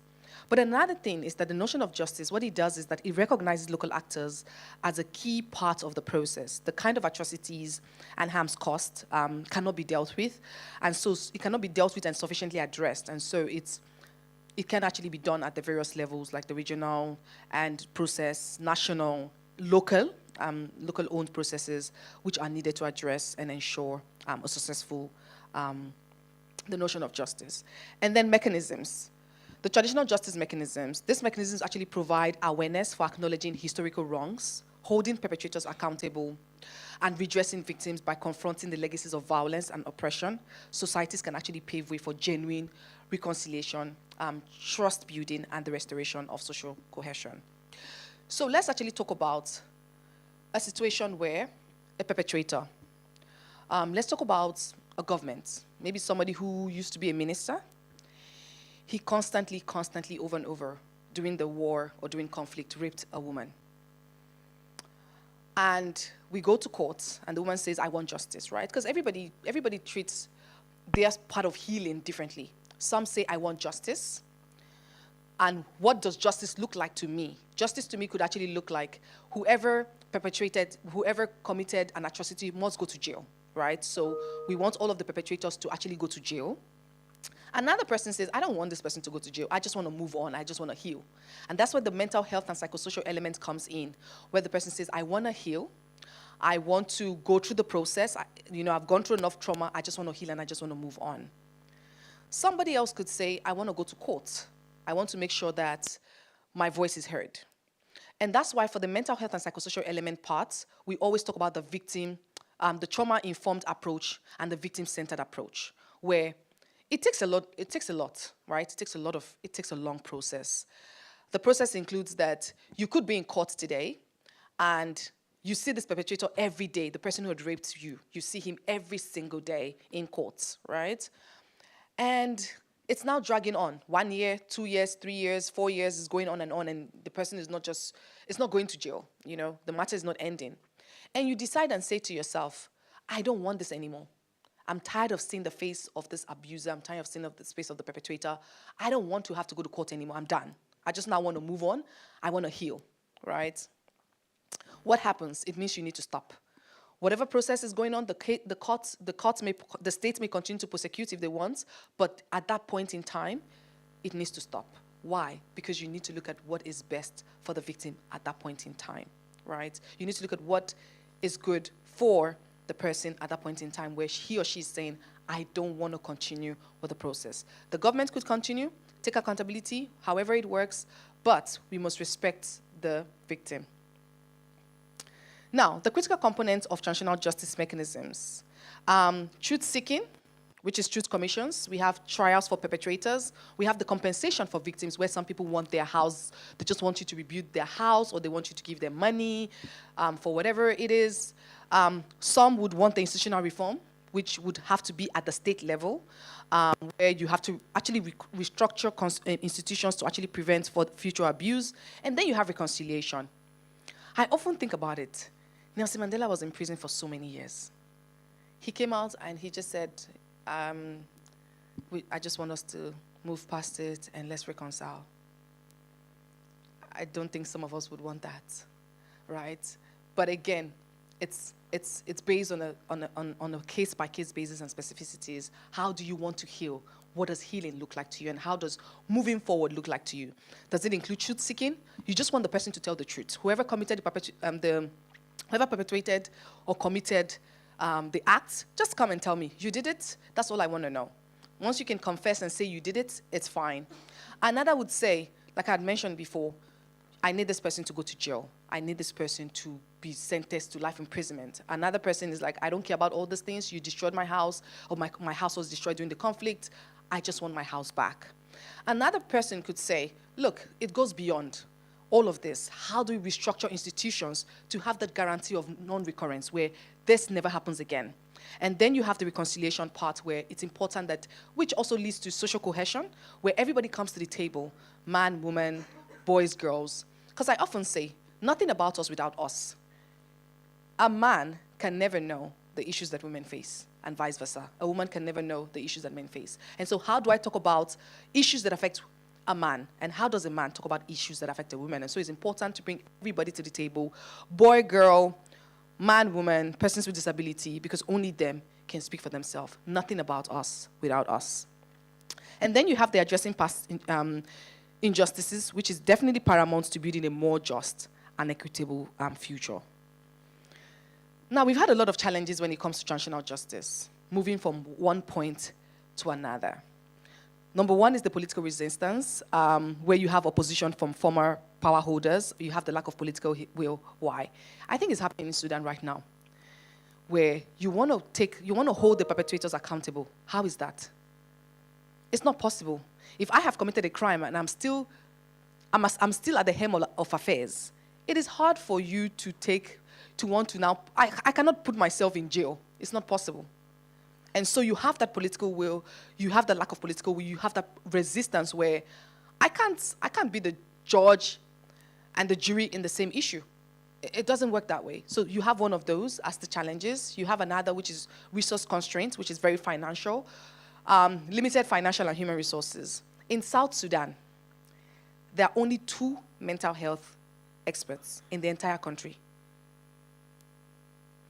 And so when a person feels like they're going through trauma, they speak to this one person, they speak to these 2 experts. The experts themselves will also need healing to continue the work, because it takes a lot.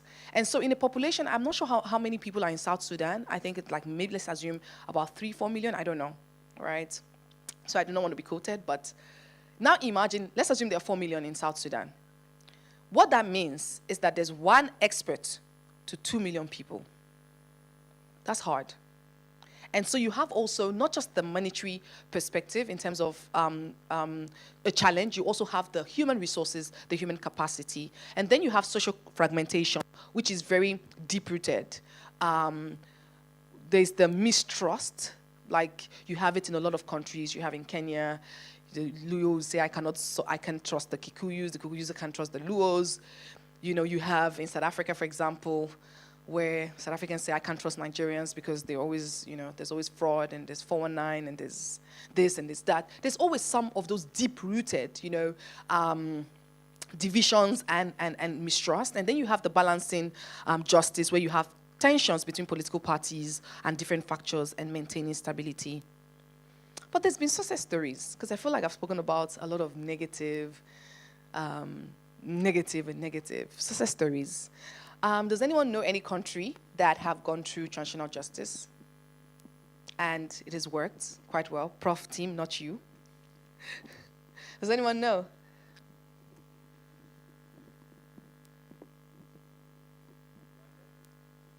Sorry? Rwanda? You can take the mic and talk about it. What? Yeah, Rwanda, but what have they done? Why do you say that they've actually gone through? Okay. No, Nasata, not you. No. I'll come back to you as my last resort. Okay, I see. Is there a mic there, please?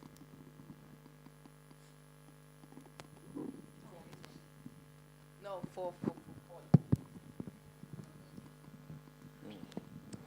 Thank you, Mary. It's Ghana. Okay. Ghana's Truth and Reconciliation Forum. At least for the reports and the conclusion of the report indicate that over 1,700 people testified, and about 80% of them, even though were not given any they were not given anything, they said they were happy that their side of the version have been heard. A few of them whose houses were seized by the Rawlings regime were reverted, were given back to them. People who have positioned themselves to revenge, like MPP's former General Secretary, Kwabena Japan, because his father was a Supreme Court judge and he was murdered, said because he has told his story, he will not pursue the case again. So at least there were testimonies as to how people were satisfied for appearing before the commission. Thank you. Who else?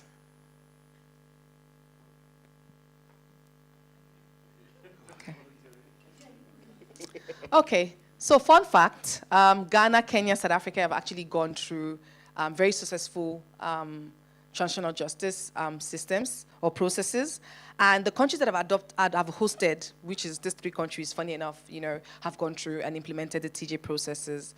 Prof has told me time now, and that is already in my head, but there are a lot of success stories when it comes to, transitional justice. You have Kenya, for example, that I was mentioning before, that these civil society organizations were able to come together to implement the process. You have Burundi. They've done that through memorialization and body mapping of mass graves. You also have Liberia. We've done a very great job in terms of memorialization. And then you have the Gambia. The Gambia have also done an amazing job when it comes to the truth and reconciliation.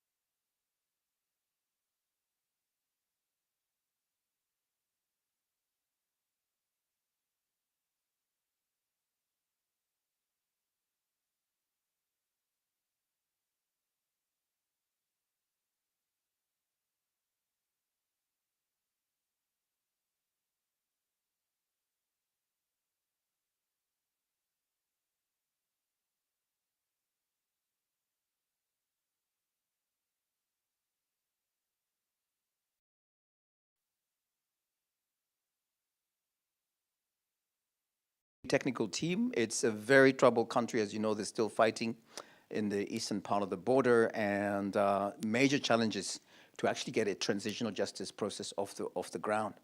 Zimbabwe has had several attempts at undertaking a transitional justice process before the National Peace and Reconciliation Commission, which is now mandated within the Zimbabwean constitution. There was a structure called the Organ for National Healing, which didn't also make a lot of progress, ended up doing a lot of marketing and sloganeering, but really didn't go to the ground and do a lot of the nitty-gritty work that's required to lift and address the issues of the past. And in fact, this is some of the work that we've been working on for the last 10 years in Zimbabwe.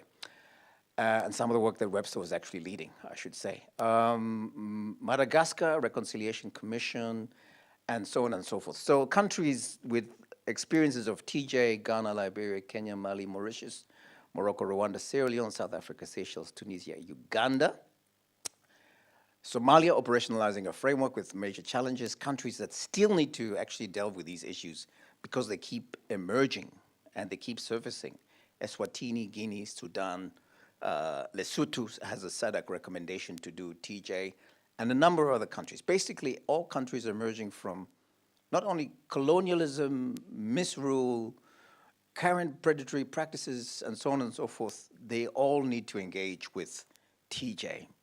There is an AU-TJ roadmap which accompanies the policy, and soon there will be also a training manual, which we've been working on assisting in developing. So civil society has tremendous scope to engage with AU-TJP. This is one of the focus areas of the IJR's strategic plan for the next few years. Because we have this historic role in developing the AU-TJP, we should continue in supporting the implementation of the AU-TJP. The youth have been engaged quite extensively by the AU. Been a number of trainings since COVID, since 2020. Online, it started training youth actors. The most recent one was this year in March in Kampala, where about 70 youth actors are brought together to train, but also to go forth and then also engage with AU-TJP. Women, a specific engagement has been launched in Nairobi in 2023. The African Women for Transitional Justice Network, where I was also involved with the AU, and we met, and 50 women leaders from across the continent came, and we launched this network. It obviously has to go through the process of getting going and all the rest of it, so it's quite a challenge for it to get off the ground. And there are a number of issues that the AU-TJP is going to focus on and are now being brought to the fore. Next year, the African Union is focusing on reparations generally, but colonial reparations also in particular as its theme for the year. Economic crimes, we're dealing with climate justice, we're dealing with the reform of the multilateral system, UN Security Council. We can also fit into this AU-TJP framework or transitional justice framework. So there's much work to be done. Much work to be done, and you all have a role to play. Even in your own personal private lives, you're doing your own transitional justice in your family setting. Somebody has wronged you, you have to find a way to redress, get the truth, redress, find a way to move together forward, and that's essentially what TJ is. We can demystify it from this technical jargon. Essentially, it's as old as human beings have been around for, but it just became technicalized and became formalized and professionalized through this phrase. But it's something that we all need going forward. Opportunities on the African continent, we have some major challenges, and we have some major opportunities. The opportunities are, there is a modicum, an increase in understanding, at least even at the level of governments, that they need to do something about the past. And that's a positive thing, because in the past, the idea was just to sweep it under the carpet. We don't want to talk about what happened. I think Zimbabwe, Ukuruhundi, we don't want to talk about that. Mozambique, we don't want to talk about the violence that took place. Angola hasn't even started a process. The north of Africa, Tunisia stands out, but we still have Libya, Algeria, and even Egypt, which had the revolution, Tahrir Square, where many people disappeared, killed, and so on and so forth. So transitional justice is vital. At least dealing with the past is necessary if you want to stabilize our societies. moving forward. Africa is also rich with a tremendous array of case studies. Tremendous array of case studies. We have to be the ones writing those cases. No one else. We don't want that brain extraction, brain drain, or experts coming in and writing it up and making it their own content. We should be the ones at the forefront of this. So we have a role in knowledge generation as far as this is concerned. If you have time, write something short, put it out there. I'm sure D4G will find a place to publish it. We still have some challenges going forward. African countries have not yet fully engaged with AUTJP. Our political leaders are afraid of dealing with transitional justice because it tends to surface the atrocities of the past. It uncovers the bones, where the bones are buried. And they are the ones that put the bones there, so they know what they did. And that's why it's very sensitive. And that's why they don't want to deal with it. And that's why you'll find that even when you go to the AU, there's hush-hush conversations about the AUTJP. The AUTJP unit at the AU is not sufficiently stocked. We have 5 people, maybe 6 people at the max working for 55 countries. It's strange, right? But that's where we are. So we have a role to play to support the African Union to do its work. And the reality is if you don't deal with the past, it's going to come back and haunt you. In South Africa, there might be the sense that we're out of the woods, but you can remember 2021 when we had the riots in KZN and Gauteng. And that's just probably a start. If we don't stabilize things, we don't improve people's lives, it'll come back to haunt us. And the worst thing is the protests leading to violence. In Kenya, we had the Gen Zs saying, we've had enough of all of this nonsense. You guys, you do your handshake, and you make our lives complicated. You carry on with the same. You fly on expensive jets. You have strange meetings to raise funds for yourselves. The Gen Zs have said, we've seen this script before. We're tired of it. We don't want it anymore. We want to reconfigure governance. We want to bring governance down to the people. And the Gen Zs this time protested with their bodies. I think 73 killed. I don't know. Kenyan colleagues can assist. The danger is the next protests of the Gen Zs might be with AK-47s. And you can imagine what that's going to look like in Kenya. And don't think it's impossible. It's happening everywhere. You heard what Ambassador Saleh said about Sudan, right? So if we don't take this seriously, guys, it can actually come back to haunt us. So we do have a role to play. REX can play a role in pushing the member states. AU can play a role in pushing the member states. We need to also work across borders because the DRC conflict, for example, is not only about the DRC. It's historically about all those countries there, Great Lakes, Rwanda, Burundi, as far as Uganda, and so on and so forth. Even South and Angola was at one stage involved in the conflict there. Somalia is not just about Somalia. It's Ethiopia, Kenya. South Sudan is not just about South Sudan. It's Kenya, Uganda. Same thing with West Africa. Even this Sahelian project that is now being rolled out, the Alliance of Sahelian States, is digging out the corruption, the Francafrique, the French extraction process that has destroyed those countries and saying we are tired of that system of governance. We want something new. But they're using the military force to actually achieve this outcome, whereas the Gen Zs in Kenya use their bodies.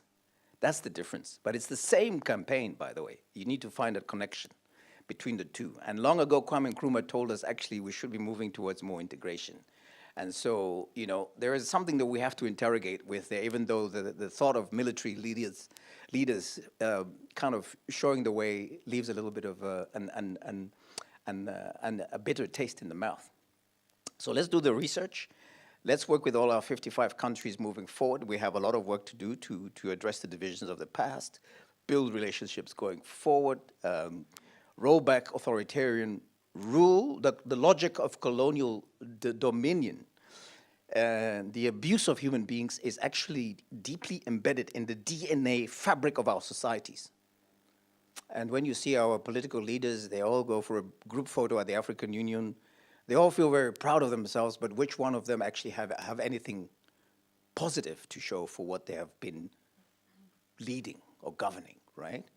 So citizens have to step into this space and actually address this crisis that we have of malformed states, and maybe even move beyond these states towards actually greater Pan-Africanism, a word we don't hear often, and building new ways of political community beyond the nation state. Conflicts will continue if we don't do this work. As I said, we push it under the carpet. We think we've done a handshake, we move forward, but it's going to come back and blow up in our face. It has a spillover effect to our neighbors.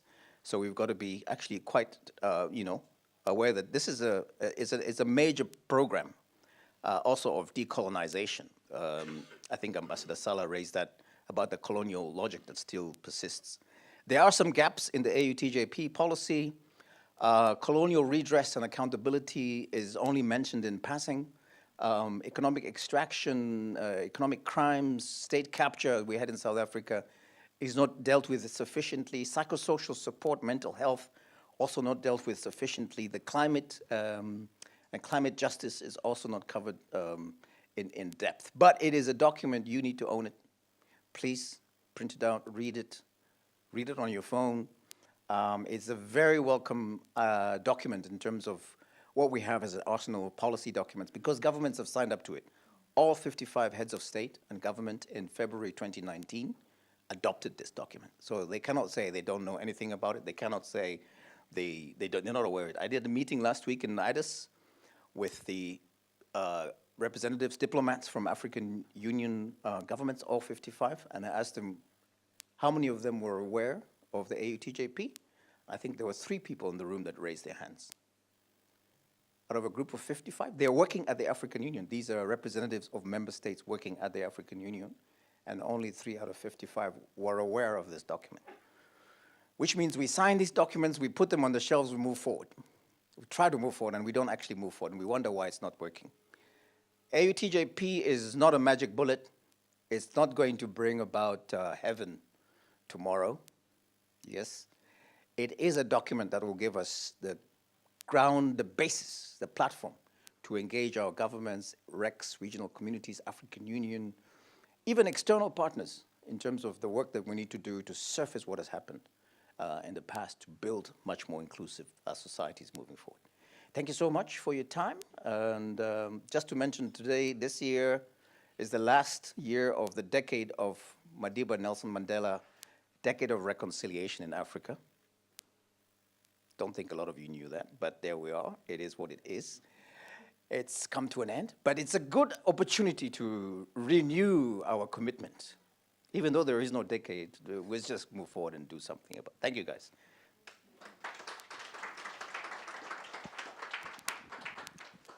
Thank you so much, Prof, for the presentation, and also to Mary. I think now we need to get into the question and answer. But before we do that, Prof was very humble enough to not advise that he has got a book that he wrote on African Union and transitional justice called Healing the Past and Restoring Human Dignity. So I think we're going to flight it on the projector, and then you can download it. There's a QR code on it, and then you can download it free. Now we need to go into the question and answer. Anyone with anything to say in terms of the presentation done by Mary and Prof? Any questions? Any contributions? Yes, Ambassador. Thank you so much, and congratulations to both Mary and Prof team for a well, I would say, elaborated presentations. Just a few facts to state before we dive into the questions and answers.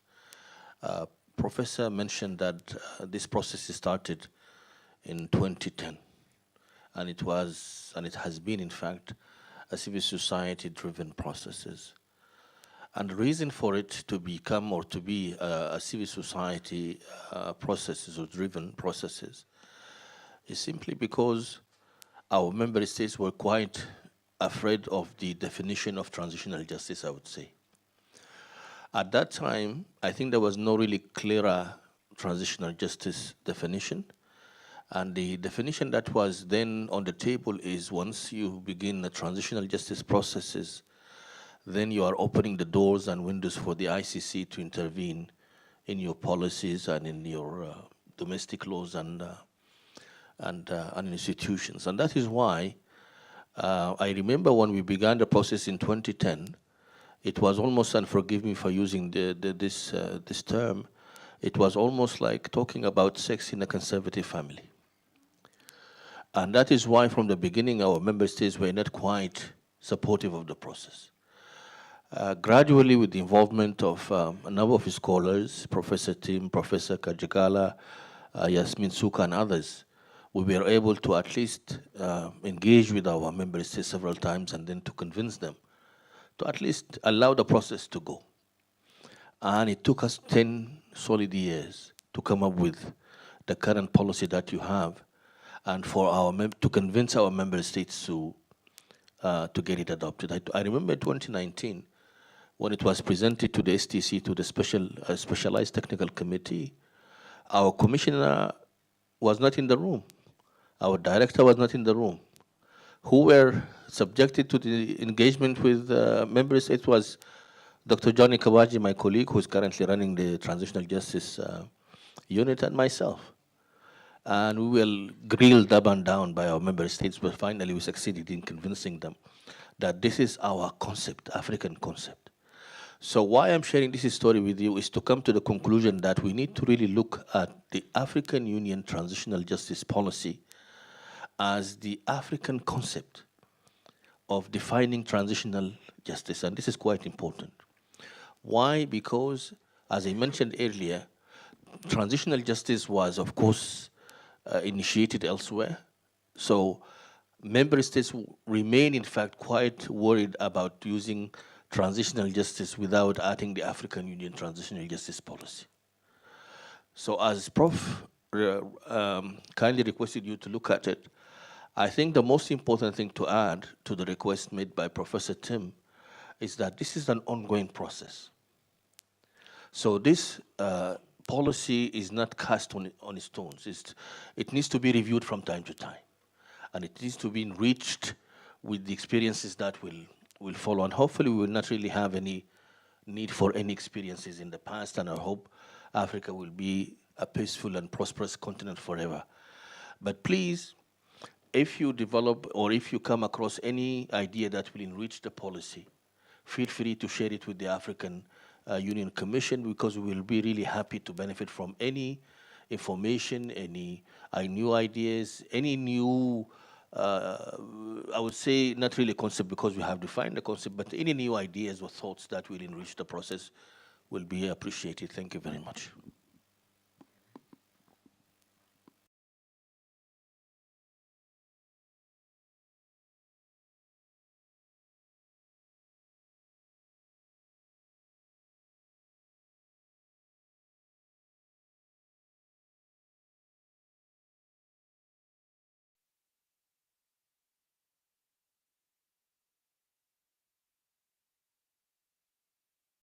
In our first convening, someone mentioned that, and I was, happy to know about that this concept. And also, today we had the chance to get deeper understanding of, we have a policy at the AU level.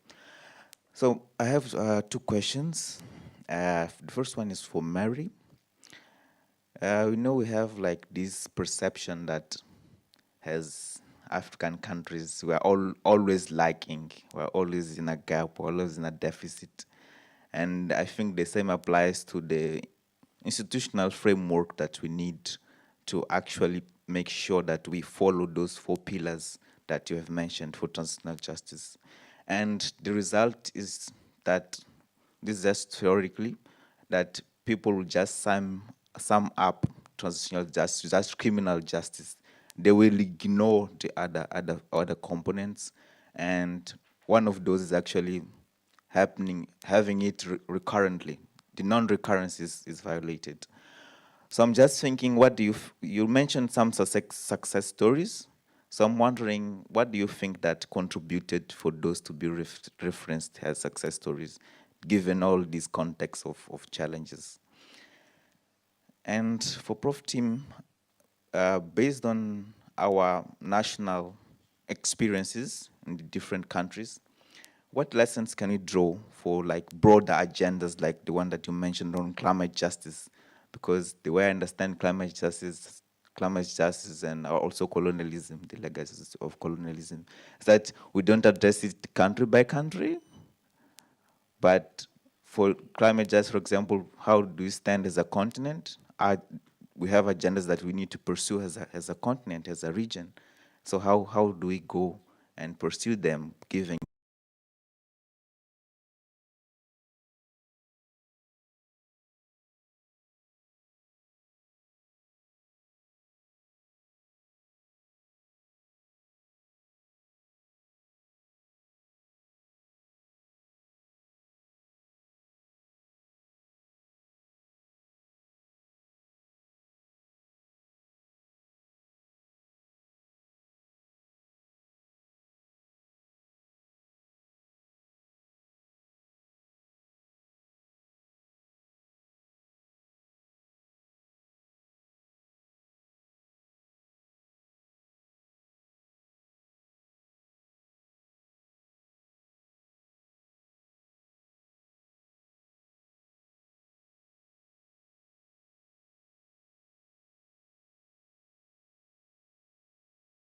known about the policy, and only 3 member states actually said they had known about the policy, despite the fact that, you know, the head of states had actually adopted it. And so my question is, so what has been done really in terms of strides to make sure that there is wide sensitization of the policy?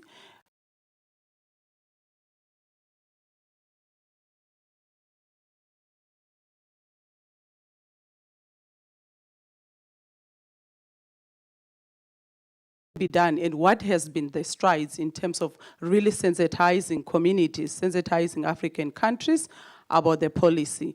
And so 2 questions in one. What have we done in terms of ensuring that it's widely known, and what sort of strides have been done to ensure that also there's buy-in, there's also information sharing amongst most of our African countries about the policy?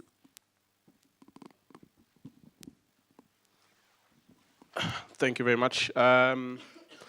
So if transitional justice is also meant to inform the sort of institutions that come after to try and prevent reoccurrence of the crime or whatever problem exists in that country, how is it that South Africa potentially is seen as a success story?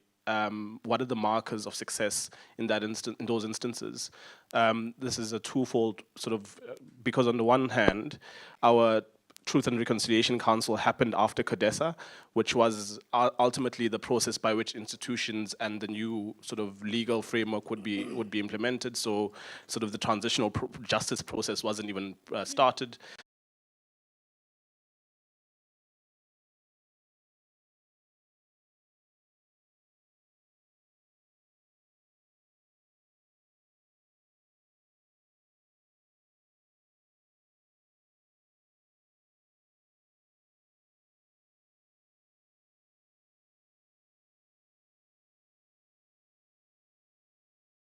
In those instances, and then I think how do we ensure that the process by which we form our institutions is linked intricately to the process itself of a transitional justice process, so that we that sort of thing. Thank you. Can you make it short, and also make it short, because Prof told me that he's about to leave. So if you want to hear from him, so.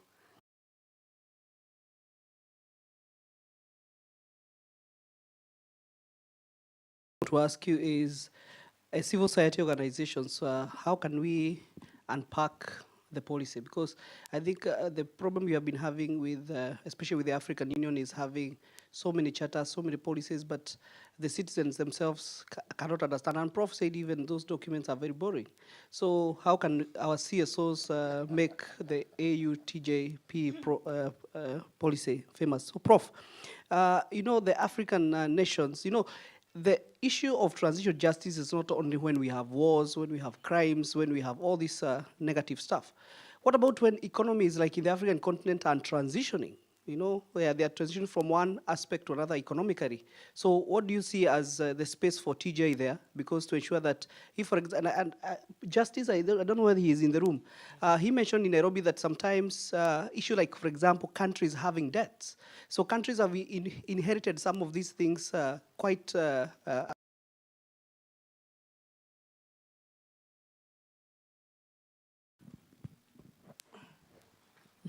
Thank you. So, Prof, thank you very much, and thank you, Mary. I'm sure students of TJ were always very excited when we hear such excellent presentations. So I wanted to, one is a contribution and then a question. So my contribution is on CSOs and our work that we can do on TJ. I think first, we need to make the work more exciting. Prof says it's boring because it's a lot of work. To make it exciting, you need to learn about the TJ mechanisms, which is one thing to learn. What is the mechanism that your country has gone through? What have they done? Because everybody's context is different. That's the first thing we need to learn. Then the second thing is to unpack the AUTJP in terms of, one, the mechanisms, and two, the current context that you are dealing with. You may have had a resource conflict, but now you're having a political transition, or the other way around. So you have to look at the AUTJP in terms of what your country is undergoing, and then learn what mechanism your country has done. So you can benchmark some of the recommendations, because the issues come back because of a lack of fidelity to most of the recommendations that were made in previous mechanisms. That is one thing. So for those of us who want to work in that way, to be very good to utilize those kind of tools. But my question more is on the fight for reparations.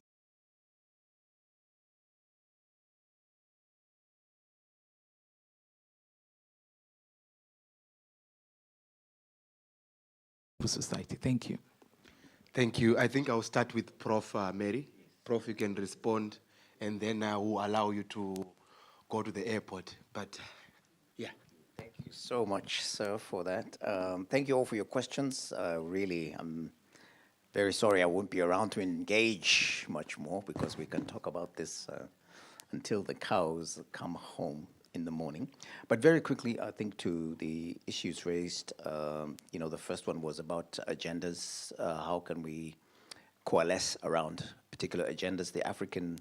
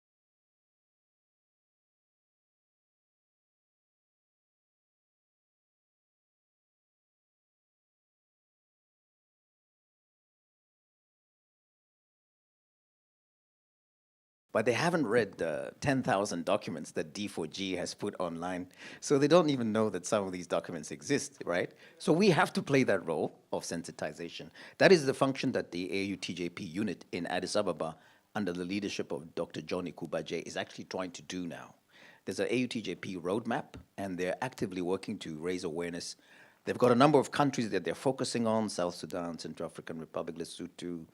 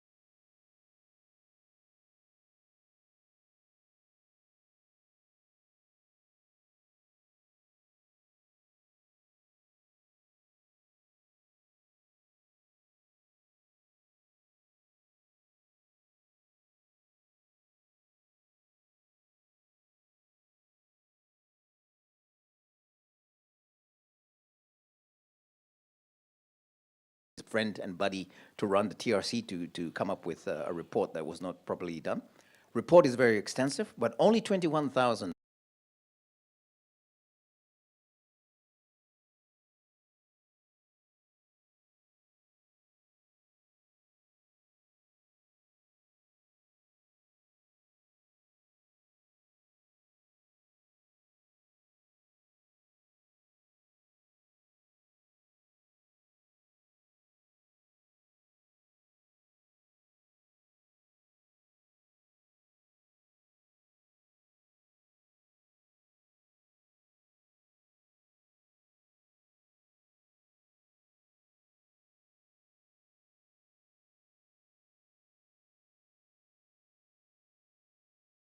Be a witch hunt.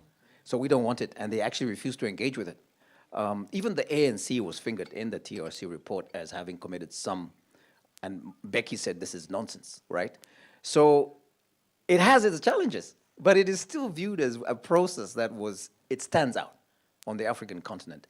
And not only African countries are borrowing it from it, as far as Sri Lanka, South Korea, Thailand, US, police department on police brutality have come and said, what is this thing you guys did here? Let's try to figure it out. So let's not lose track of, it did something very profound, but it's left many major challenges still to be addressed going forward. In terms of CSOs, yes, it is a boring document. Your role as civil society, since you have a very colorful way of speaking, very articulate, is to make it interesting. Infographics, I don't think I've seen an infographic on the AUTJP, right? That's your job, please pick that up, run with it, make it interesting, keep us engaged. And then on your second point about the debt, the AUTJP mentions colonialism, like in 2 words only. It doesn't unpack what does that mean. The whole of the African continent was colonized, apart from the Ethiopians and Liberians, if you take their argument. So the debt we have today does not begin when we became independent. It goes back to the colonial extraction model. What our heads of state did is they didn't change anything. They continued with the colonial extraction model. And that's exactly what they're doing, still. And that's how you can use it, but you would have to frame it in that way. So you have a role to say, actually, there's continuity here. I mentioned it very briefly. The colonial logic continues.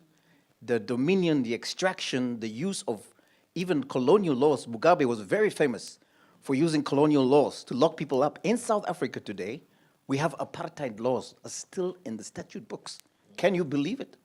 We should have cleaned that thing out completely, right? In Kenya, it's the same. You can be locked up for some seditious stuff that the British would have locked you up for. Can you believe it? In Africa, right now. Ladies and gentlemen, this is your challenge. I have to leave you now. Thank you so much.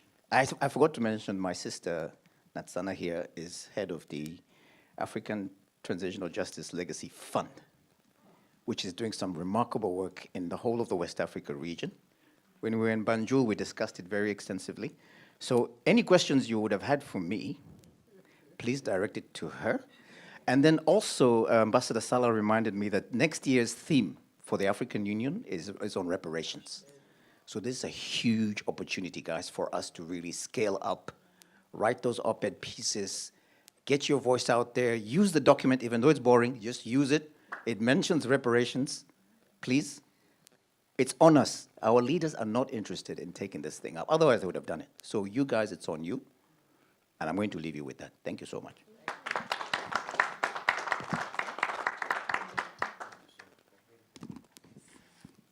So I'm going to cover some of the, Prof already did an amazing job answering some of the questions, but I'll just proceed. One of the questions is on criminal justice, as how that happens to be the focus compared to the other areas when it comes to like reparations that was discussed, or healing, or for example, restitution.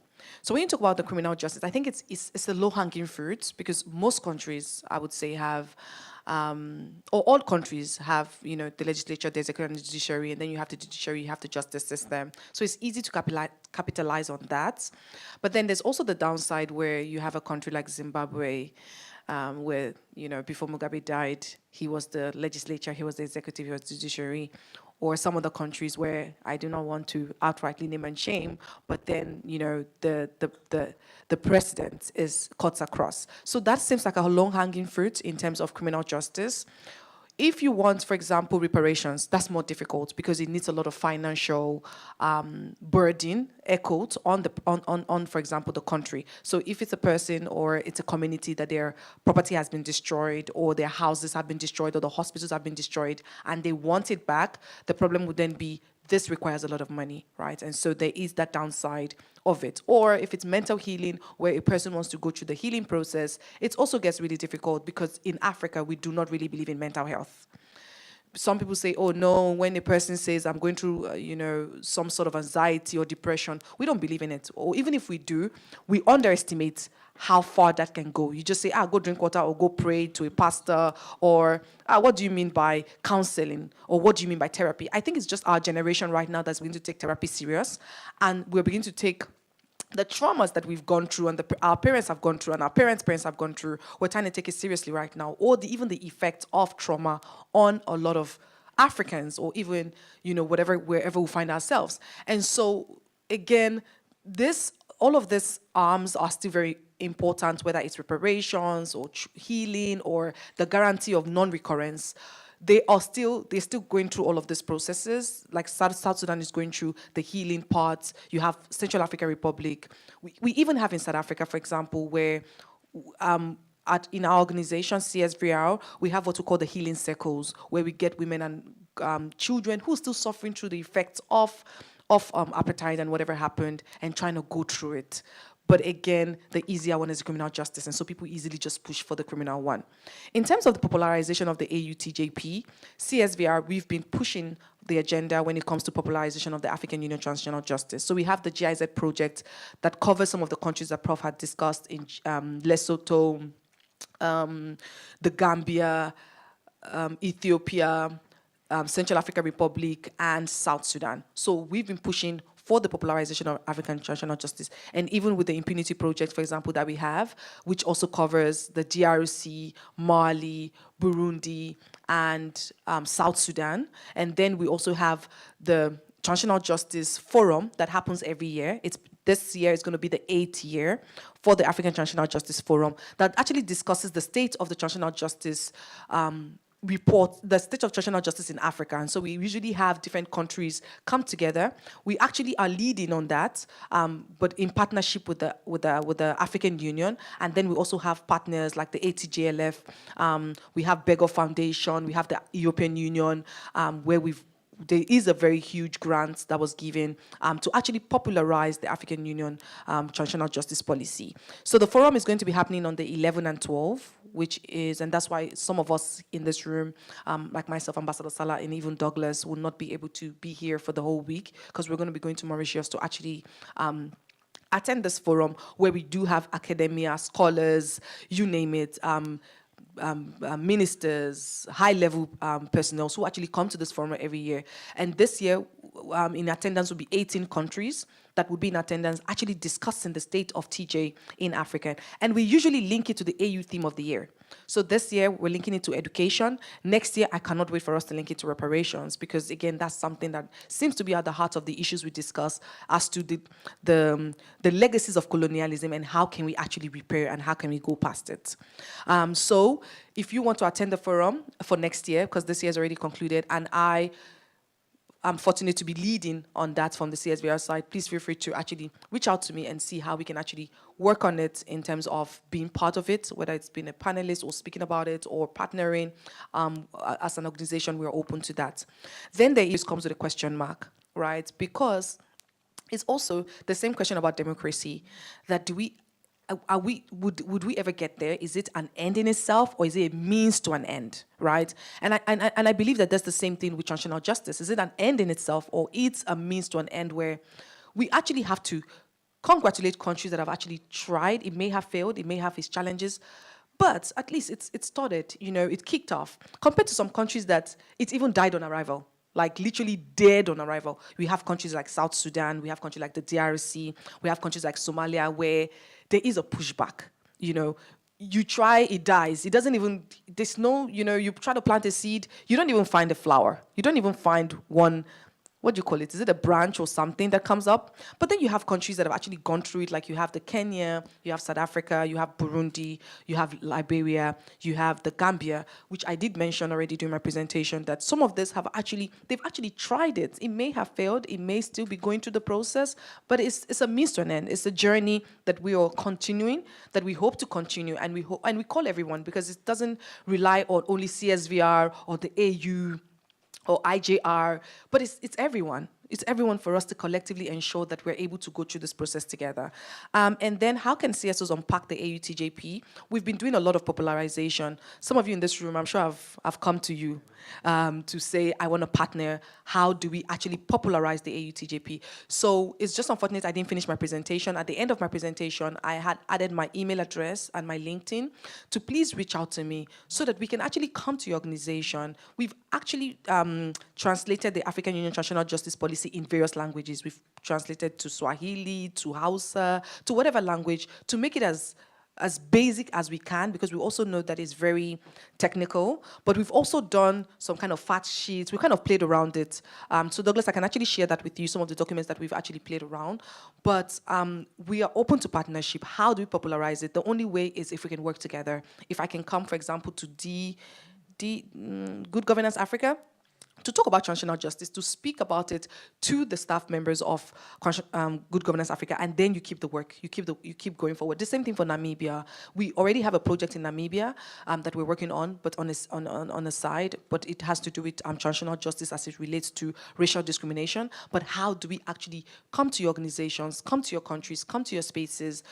But again, it's hard because we still need an entry point. And so I believe that everyone in this room is an entry point to having the popularization of transitional justice, whether at the CSO level, whether at the national level or at the regional level. So I am more than open. I'm only here for today.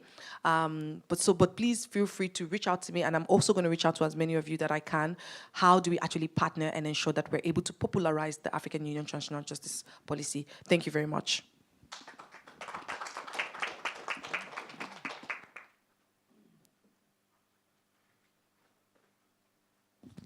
Thank you so much, Mary, and thank you so much to Prof. Tim for the presentation. Apologies, the QR code on the first book cover was not working, so we managed to quickly act on it. So this is a new QR code to those who do want the book, freely scan and download the book.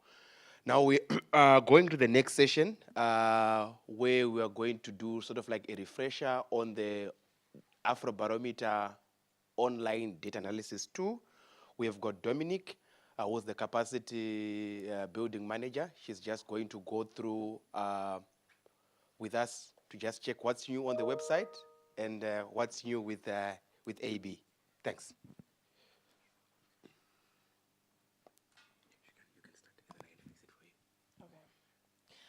Hi, everyone.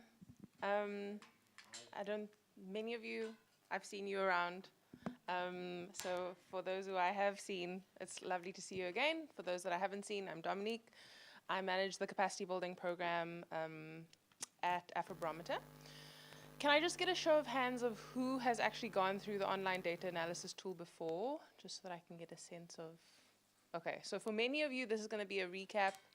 For those of you who are new to this, I hope you find some of this information useful to your work, to your advocacy, to your publications, etc.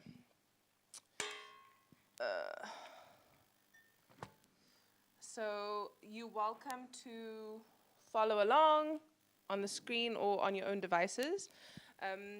There is slight changes if you are using a mobile phone or a smaller screen. I'm going to put that over there.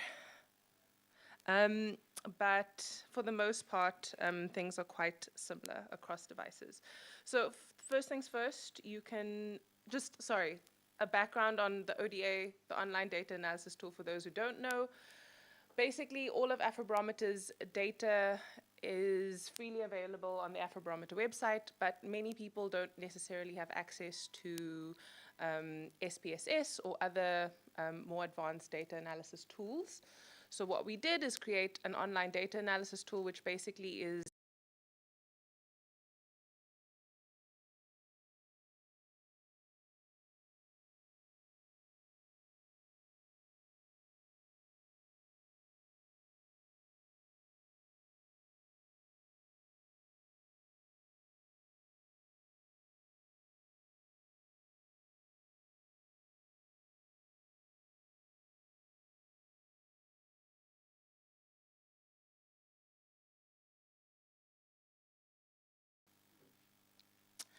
you can scroll down a little bit. There's a little bit of blurb about the online data analysis tool. I'm going to refer to it as the ODA in case you're wondering what that means.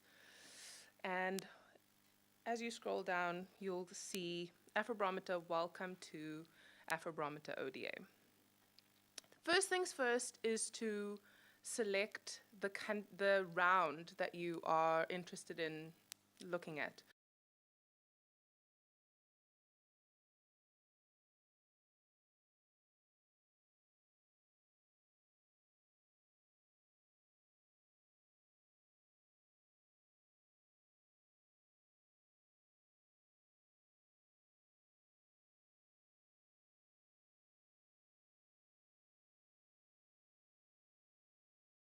Of whether a country was included in a round or not. You can also toggle over the countries under step 3. So we can see here Algeria was included in round 5 and round 6. Mauritania was one of our more recent additions in round 9. Madagascar, on the other hand, has been surveyed, since round 3. And if you want the exact year, let's say you want to reference the exact year that a survey took place, one of the resources that's really helpful to know is, I'm just opening another tab. If you click on surveys and you scroll down, all the way down to view our survey schedule for round 1 to 9, click here, and that will tell you every year that the survey was conducted in that particular country. So if we look back to one survey, we can see for round 9, for instance, we have 2021 to 2023. If I go to round, let's say I'm interested in looking at data from South Africa, I can see that round 9 in South Africa was conducted in 2022. So I'd be able to reference the particular year. Whereas in Namibia, it was conducted in 2021.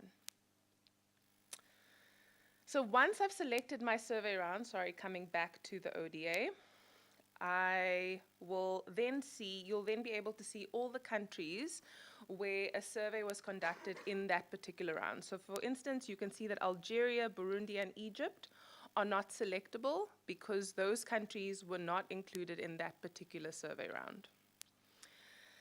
So just for purposes of our first example, I'm going to select South Africa. And once you've selected, so at this stage in step 2, you're also welcome to select more than one country. So let's say I want to compare data from South Africa, Botswana, and Ethiopia. Just hypothetically speaking, I'd be able to select multiple countries at this stage. But just for the purposes of explaining, I'm just going to select one country. And once I've selected the country that I'm interested in, I will then click on Analyze. I'm then taken to a list of topics where all of the, so just a little bit of overview. I don't know how many of you have seen the Afrobarometer questionnaire, but it is a very long document of over 100 questions. And all of these questions are now organized into these particular topics.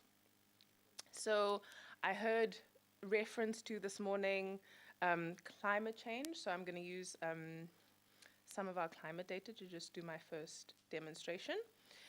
And one of the questions is heard about climate change. So once I've clicked on that, I'm able to see the full question text right up here, which says, have you heard about climate change, or haven't you had a chance to hear about it? And this is the exact wording that respondents were asked in the field. The options were no, yes. Respondents were also able to refuse to answer, as they are with every single question that they're asked. And they're also able to select don't know. If they don't understand the question, they don't know what their opinion is about that particular topic, etc. So just to break down this table, again, if this is a repetition, if this is so basic, please forgive me. But the frequency, this column over here, just indicates the number of people who selected this particular response option from the total number who were interviewed, which in this case is 1,580. So 810 people selected no, and that corresponds to 51.2% of those who were interviewed. On the other hand, 42.7% had heard of climate change, 0.2% refused to answer, and 5.9% said that they did not know. The exact same data is then reflected in a table, which you can see right to the right of your table. Sorry, is represented in a chart which is to the right of the table. One of the things that you're able to do at this stage is also see how the data compares to previous rounds. So for this particular question, we only have 2 data points from round 7 and round 9. So if I want to see what responses were in round 7 alone, I would click on round 7 under the very small heading that says rounds with the same question.